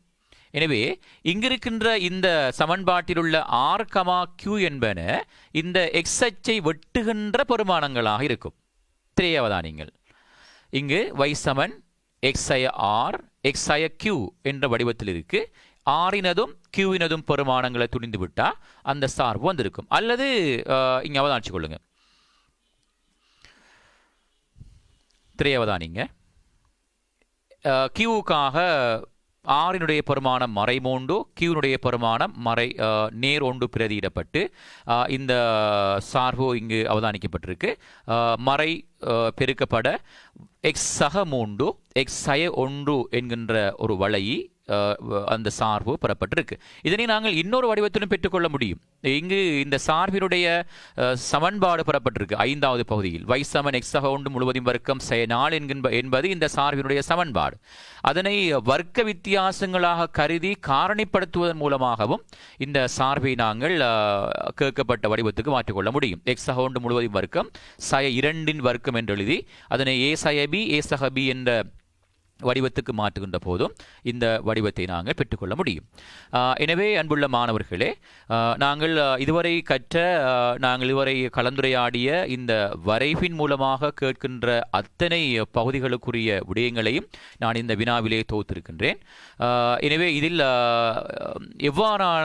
இதில் வருகின்ற வினாக்கள் எவ்வாறான முறையில் இங்கே தொகுக்கப்படுகிறது, எங்களுடைய பரீட்சைக்கு இந்த வரைகின்ற பகுதியில் வினாக்கள் எவ்வாறு வருகின்றது என்பது தொடர்பான 2 விடயங்களை நான் உங்களுடன் கலந்து உரையாடலாம் என்று நினைக்கின்றேன். தரம் 10 மாணவர்கள் நன்றாக அவதானித்துக் கொள்ளுங்கள். தரம் 10 மாணவர்களுக்கு வழங்கப்படுகின்ற வினாக்களில் கேட்கப்படுகின்ற வினாக்கள் இவ்வாறான அமைப்பில் தான் இருக்கும். அந்த சார்பினுடைய இழிவு உயர்வு பெருமானங்கள் வையச்சில் வரக்கூடியதான சமன்பாடுகள் தான் தர 10 உள்ள பாடத்திட்டத்தில் இருக்கும். எனவே அவர்களுக்கும் ஓலவல் மாணவர்களும் இதனை அவதானித்துக் கொள்ளுங்கள், திரை அவதானித்துக் கொள்ளுங்கள். இங்கு வரைவினுடைய சார்பு தரப்பட்டிருக்கு, அட்டவணை 1 தரப்பட்டிருக்கு. அட்டவணையில் 3 வெற்றிடங்கள் இங்கு காட்டப்பட்டிருக்கு.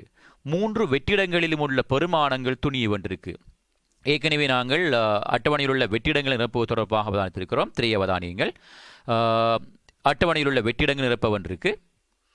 அதற்காக வரைவினுடைய சார்பு சமன்பாடு அவதானிக்கப்பட்டு எக்ஸிட்காக மறை 1 பிரதியிடப்பட்டு வையினுடைய பெருமானம் துணியப்படுகின்றது. எக்ஸினுடைய பெருமானம் மறை 1 வர்க்கம், அது பெருக்கப்பட 2 சக 3 y சமன் 5. x சமன் மறை 1 ஆக வையினுடைய பெருமானம் 5. இவ்வாறு எக்ஸிட்காக 0 பிரதியிடப்பட வையினுடைய பெருமானம் துணியப்படுகின்றது. 0 2ஆல் பெருக்கப்பட்டு 3உடன் கூட்டப்பட வையினுடைய பெருமானம் 3. அதேபோன்று எக்ஸிட்காக 1 பிரதியிடப்பட வையினுடைய பெருமானம் துணிய வேண்டியிருக்கு. 1 வர்க்கம் 1 தர 2, 2உடன் 3 கூட்டப்பட 5. இங்கு இந்த வரைவை வரைவதற்காக, இந்த வளையை வரைவதற்கான மேலதிகமாக எங்களுக்கு 3 ஆள்கூறுகள் இங்கு நாங்கள் பெற்றிருக்கின்றோம். இந்த ஆள்கூறுகளை பயன்படுத்தி 2வது பகுதி வரைவு வரைய வேண்டியிருக்கும். 2வது பொருத்தமான அளவுடையை கொண்டு வரைவு வரையட்டாம். சில வேளைகளில் வினாபத்திரத்தில் சொல்லுவாங்க, எக்ஸ் அச்சின் வழியே 10 சிறு பிரிவுகளை ஒரு அலகாக கொண்டு, y அச்சின் வழியே 10 சிறு பிரிவுகளை ஒரு அலகாக கொண்டு, அல்லது 10 சிறு பிரிவுகளை 2 அலகாக கொண்டு சார்பின் வரைவை வரைகண்டு வினாக்களிலேயே சொல்லப்படும். அவ்வாறு சொல்லியிருந்தால் அந்த விடயங்களை அவதானித்து இந்த அச்சுகளை தெரிவு செய்து கொள்ளுங்கள். திரை அவதானியங்கள். நாங்கள் இப்போது இந்த வரைவுக்கு வரலாம். வரைவுத்தாள் எங்களுக்கு தெரியும். முதலாவது நாங்கள் தெரிவு செய்கின்ற அச்சு y அச்சு. இந்த y அச்சை தெரிவு செய்வதற்காக எக்ஸினுடைய ஆள்கூறுகளை அவதானிக்கிறோம். 2 ஆள்கூறுகள் நேர்பெருமானம் மறைப்பெருமானம். எனவே y அச்சு தெரிவு செய்யப்படுகின்றது. அதில் y அச்சை தெரிவு செய்த பின்னர் எக்ஸ் அச்சினை நாங்கள் அவதானிக்க வேண்டும். அதற்காக வையினுடைய ஆள்கூறுகள் இங்கு அவதானிக்கப்பட்டு அதிகூடிய பெருமானம் நேர்பெருமானம் 11 என்பதனால் 11இலிருந்து y அச்சின் உயர் புள்ளியிலிருந்து அந்த பெருமானங்கள் குறிக்கப்பட்டு இடைவெளிகள் சம இடைவெளி வரக்கூடியதாக அந்த பெருமானங்கள் குறிக்கப்பட்டு 0 ஊடாக எக்ஸ் அச்சு வரையப்படுதல் அவசியமாகும். எக்ஸ் அச்சும் y அச்சும் சந்திக்கின்ற இடம் 0 ஆகும். எக்ஸ் அச்சிலும் தேவையான மறை நேர்பெருமானங்கள் சம இடைவெளிகள் பேணப்பட்டதாக குறிக்கப்படுதல் வேண்டும். அவ்வாறு குறிக்கப்பட்டதன் பின்னர் ஒவ்வொரு ஆள்கூறுகளும் அந்த ஆள்கூட்டு தளத்தில் குறிக்கப்படுகின்ற முறையை மாணவர்கள் அவதானியுங்கள். மறை 2,11, மறை 1,5, 0,3, அடுத்த ஆள்கூறு 1,5, அடுத்த ஆள்கூறு 2,11. இவ்வாறு ஆள்கூறுகள் குறிக்கப்பட்டதன் பின்னர் அந்த ஆள்கூறுகள் ஒழுங்கான முறையில் செப்பமாக வளையாக வரையப்படுதல் அவசியம். அந்த வளையை வரைகின்ற முறையை சற்று அவதானித்துக் கொள்ளுங்கள். நான் ஏற்கனவேயும் ஒரு வரைவில் அவதானித்திருக்கிறோம். இந்த பகுதிதான் வரைவினுடைய மிக முக்கியமான பகுதி. இவர்தான் இந்த வரைவை சரியாக இனம் காட்டுகின்ற பகுதி. இழிவான புள்ளியிலிருந்து அந்த வரைவுக்குள் உங்களுடைய பென்சிலை வைத்து அந்த வரைவை வரைந்து கொள்ளுங்கள். செப்பமாக வரைந்து கொள்ள முடியும். அதன் பின்னர் மற்ற பகுதியும் அதே போன்று இணைக்கப்பட தேவையான இழிவான வரைவு பெறப்பட்டிருக்கு. இப்போது நாங்கள் இந்த வரைவை மிக திருத்தமாக வரைகின்ற மாணவர்களுக்கு 3 புள்ளிகளை வழங்கியிருப்போம். இதனுடன் சேர்ந்ததாக இன்னும் சில பகுதிகள்.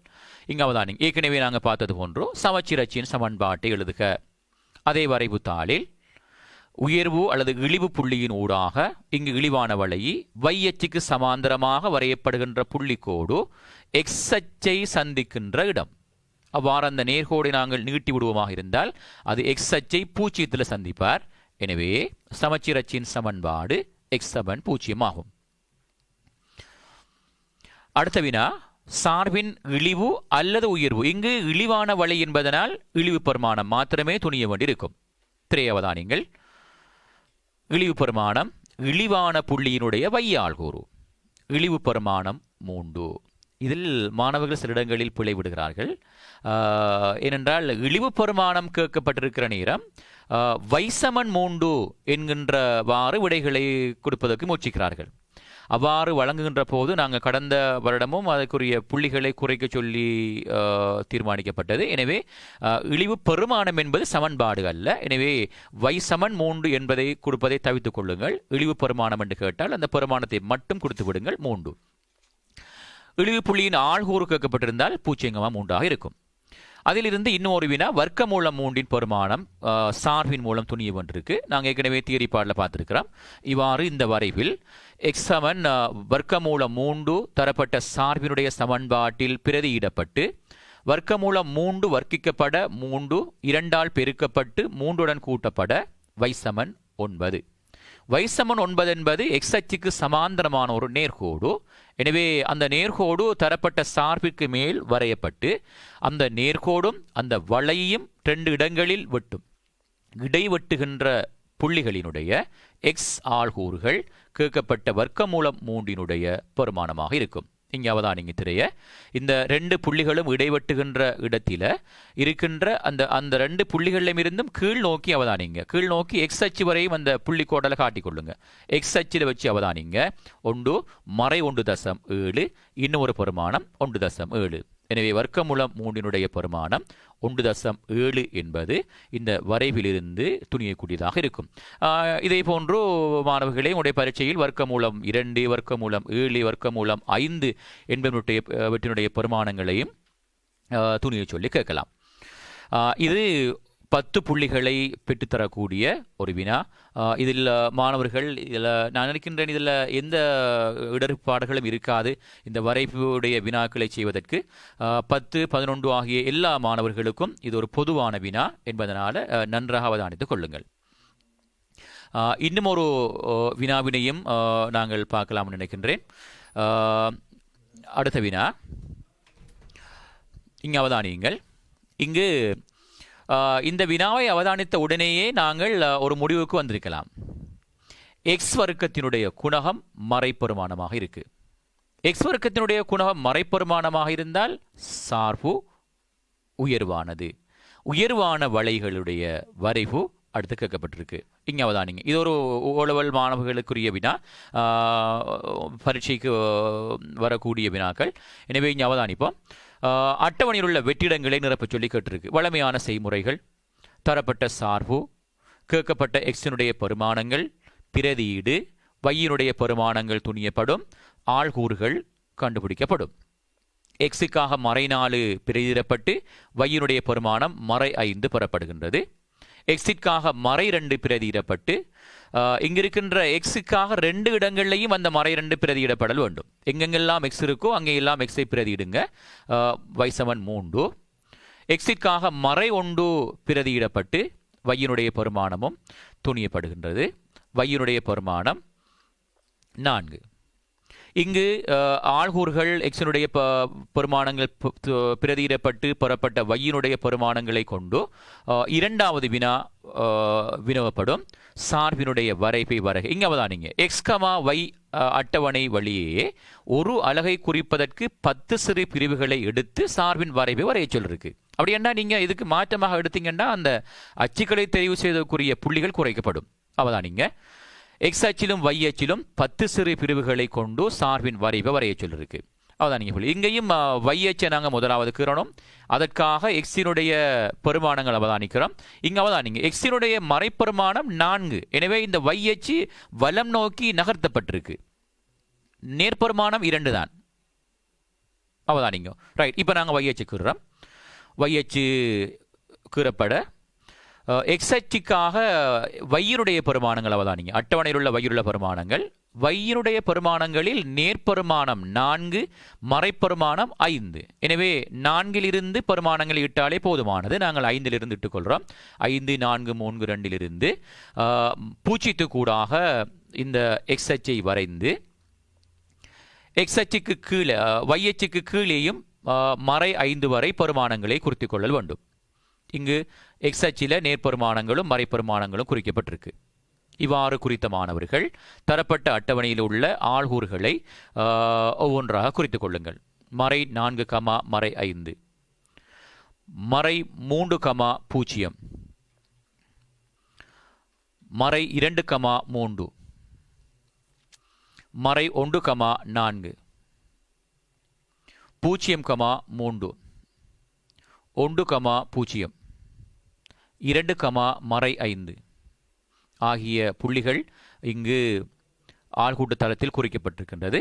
அவ்வாறு குறிக்கப்பட்ட புள்ளிகளை நாங்கள் ஒழுங்காக அந்த ஆள்கூட்டு தளத்திலே இணைத்துக் கொள்ளுங்கள். சரியாக செப்பமாக இணைத்துக் கொள்ளுங்கள். நாங்கள் ஏற்கனவே கூறியது போன்று இங்கு ஒரு உயர்வான வளையை புறப்படுவதனை மாணவர்கள் அவதானிக்கலாம். இந்த உயர்வான வளையினுடைய மிக முக்கியமான வடிவம்தான் அந்த மேலே காணப்படுகின்ற பகுதி. அதனை சரியாக இணைத்து கீழுள்ள ஆள்கூறுகளையும் இணைத்துக் கொள்ளுங்கள். இவ்வாறு அந்த ஆள்கூறுகள் இணைக்கப்பட்டு கேட்கப்பட்ட சார்பினுடைய வளையை பூர்த்தி செய்யப்பட்டிருக்கு. அது சார்பினுடைய வளை.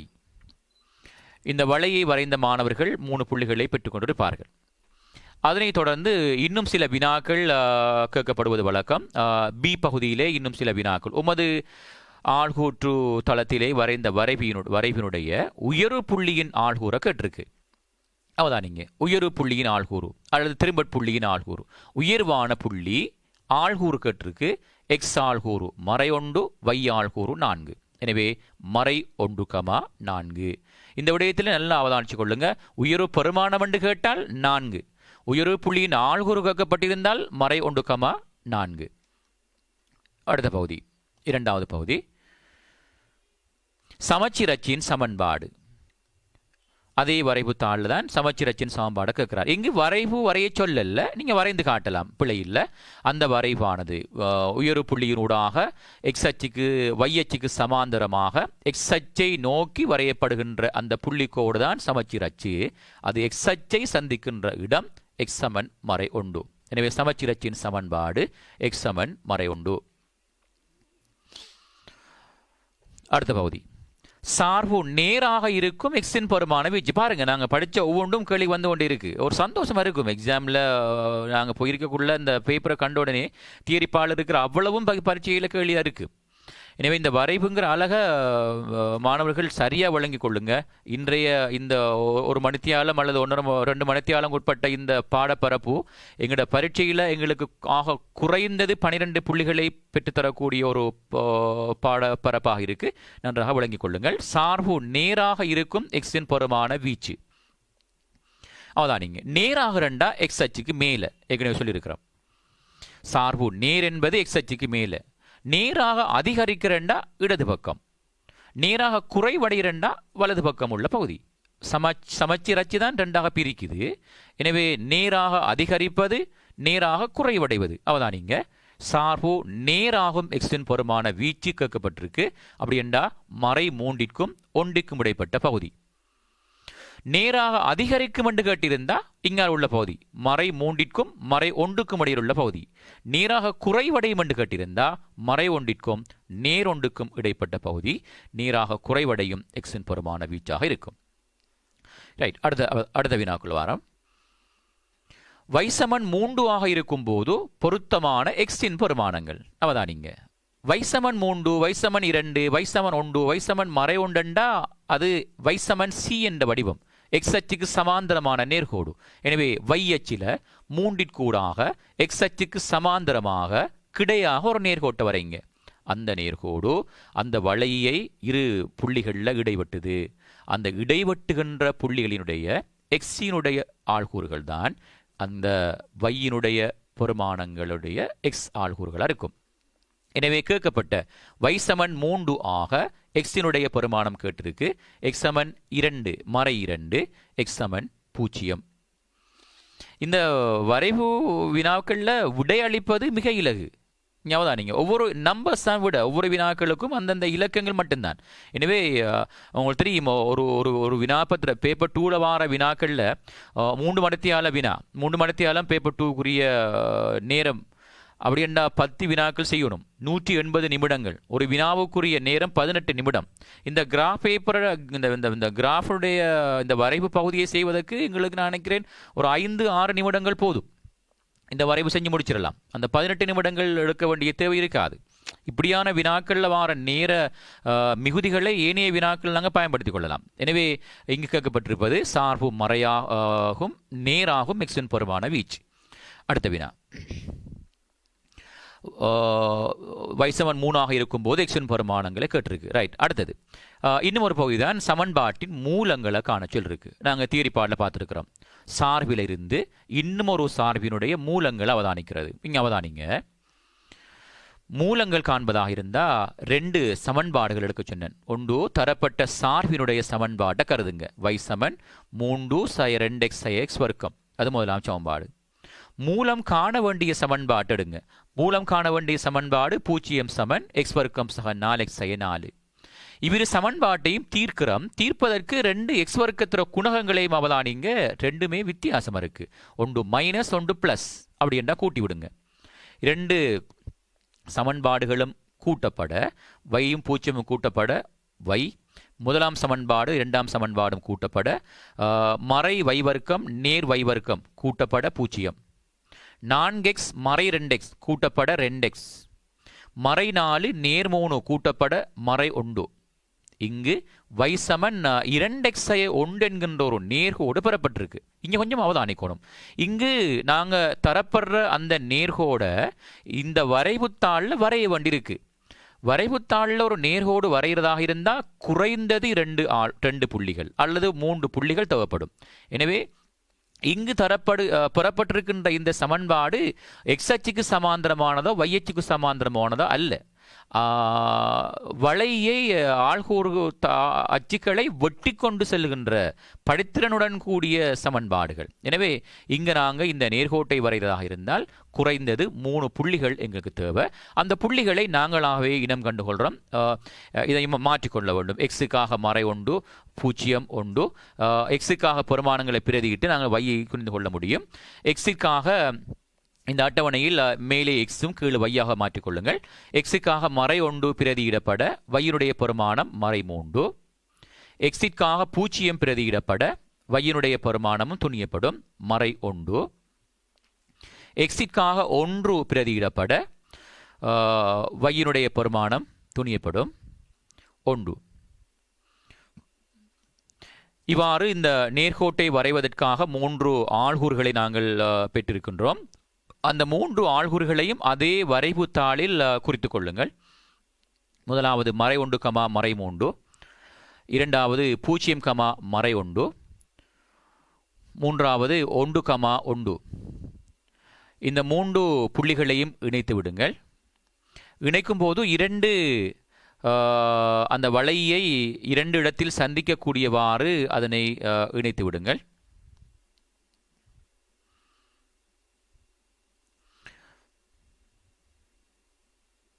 இங்கு ஒரு மூலம் பெறப்பட்டிருக்கின்றது. அந்த வளையும் அந்த நேர்கோடும் சந்திக்கின்ற புள்ளியினுடைய எக்ஸ் ஆள்கூறு கேட்கப்பட்ட அந்த சார்பினுடைய மூலங்களாக இருக்கும். இங்கு ஒரு மூலம் துணியப்பட்டிருக்கு எக்ஸ் சமன் 0.8. அதே போன்று இங்கால கீழ் நோக்கி இணைக்கின்ற போது அது மற்ற இடத்தில் சந்தித்திருக்கும். அவ்வாறு சந்திக்கின்ற போது மற்ற மூலத்தை நாங்கள் துணிந்து கொள்ளக்கூடியதாக இருக்கும்.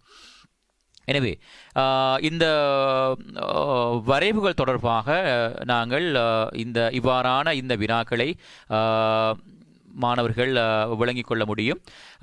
இத்தோடு நாங்கள் இந்த வரைவுகள் தொடர்பான இந்த விடயங்களை நாங்கள் இன்று முடித்துக் கொள்கின்றோம். அன்புள்ள மாணவர்களே, உண்மையில் இந்த வரைவுகள் தரம் 10, 11 மாணவர்களுக்கு இந்த வரைவுகள் என்கின்ற இந்த பகுதி மிக இலகுவாக பரீட்சையில் விடை எழுதக்கூடிய ஒரு பகுதி.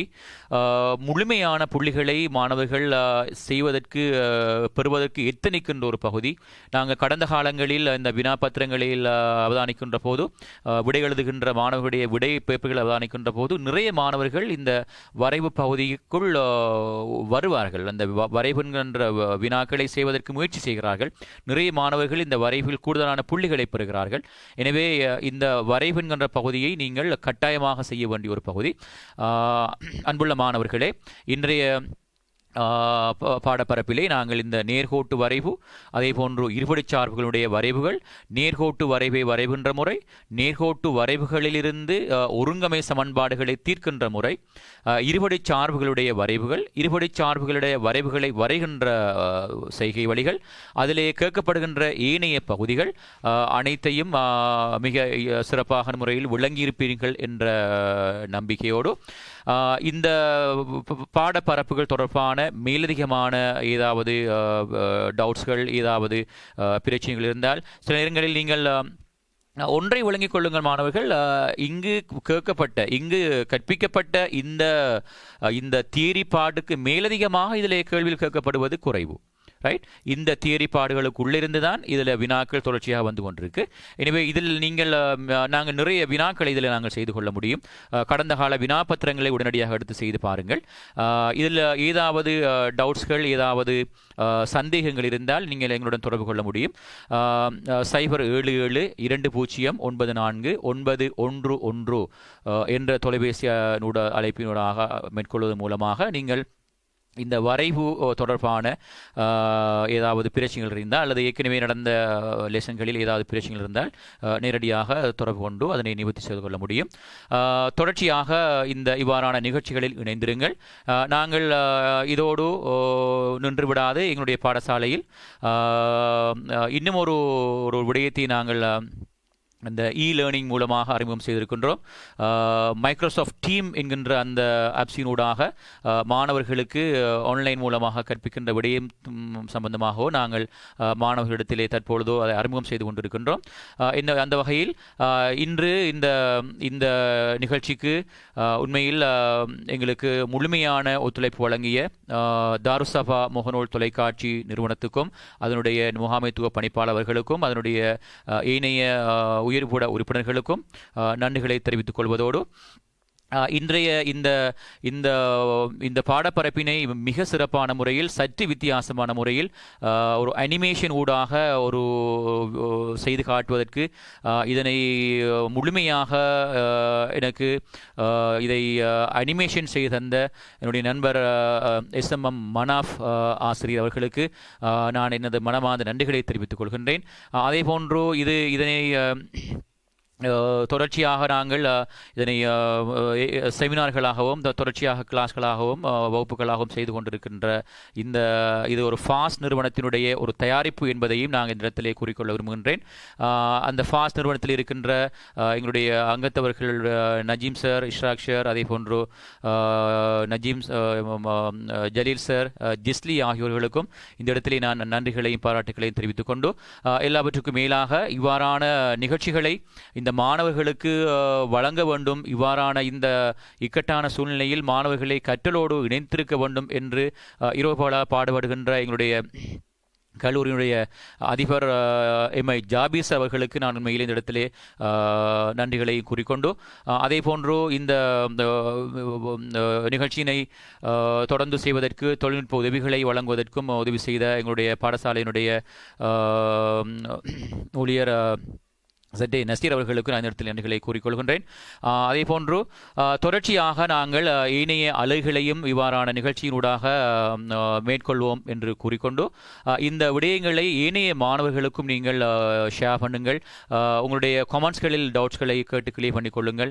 ஏனைய மாணவர்களும் இந்த கற்பித்தல் செயற்பாடுகளை கேட்பதற்கும் அதனை கற்பதற்கும் இந்த ஏனைய மாணவர்கள், மற்ற மாணவர்கள் உதவி செய்ய செய்ய வேண்டும் என்றும் கேட்டு விடைபெறுகின்றேன். அஸ்ஸலாமு அலைக்கும், வணக்கம்.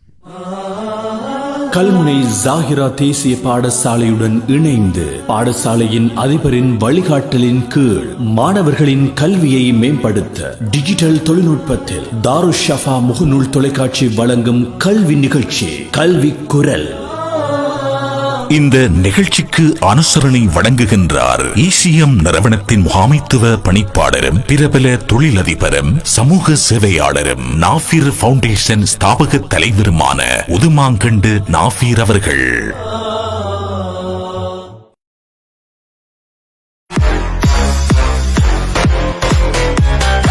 தமிழின் முன்னணி முகநூல் தொலைக்காட்சி தாருஸ் ஸஃபா டிவி.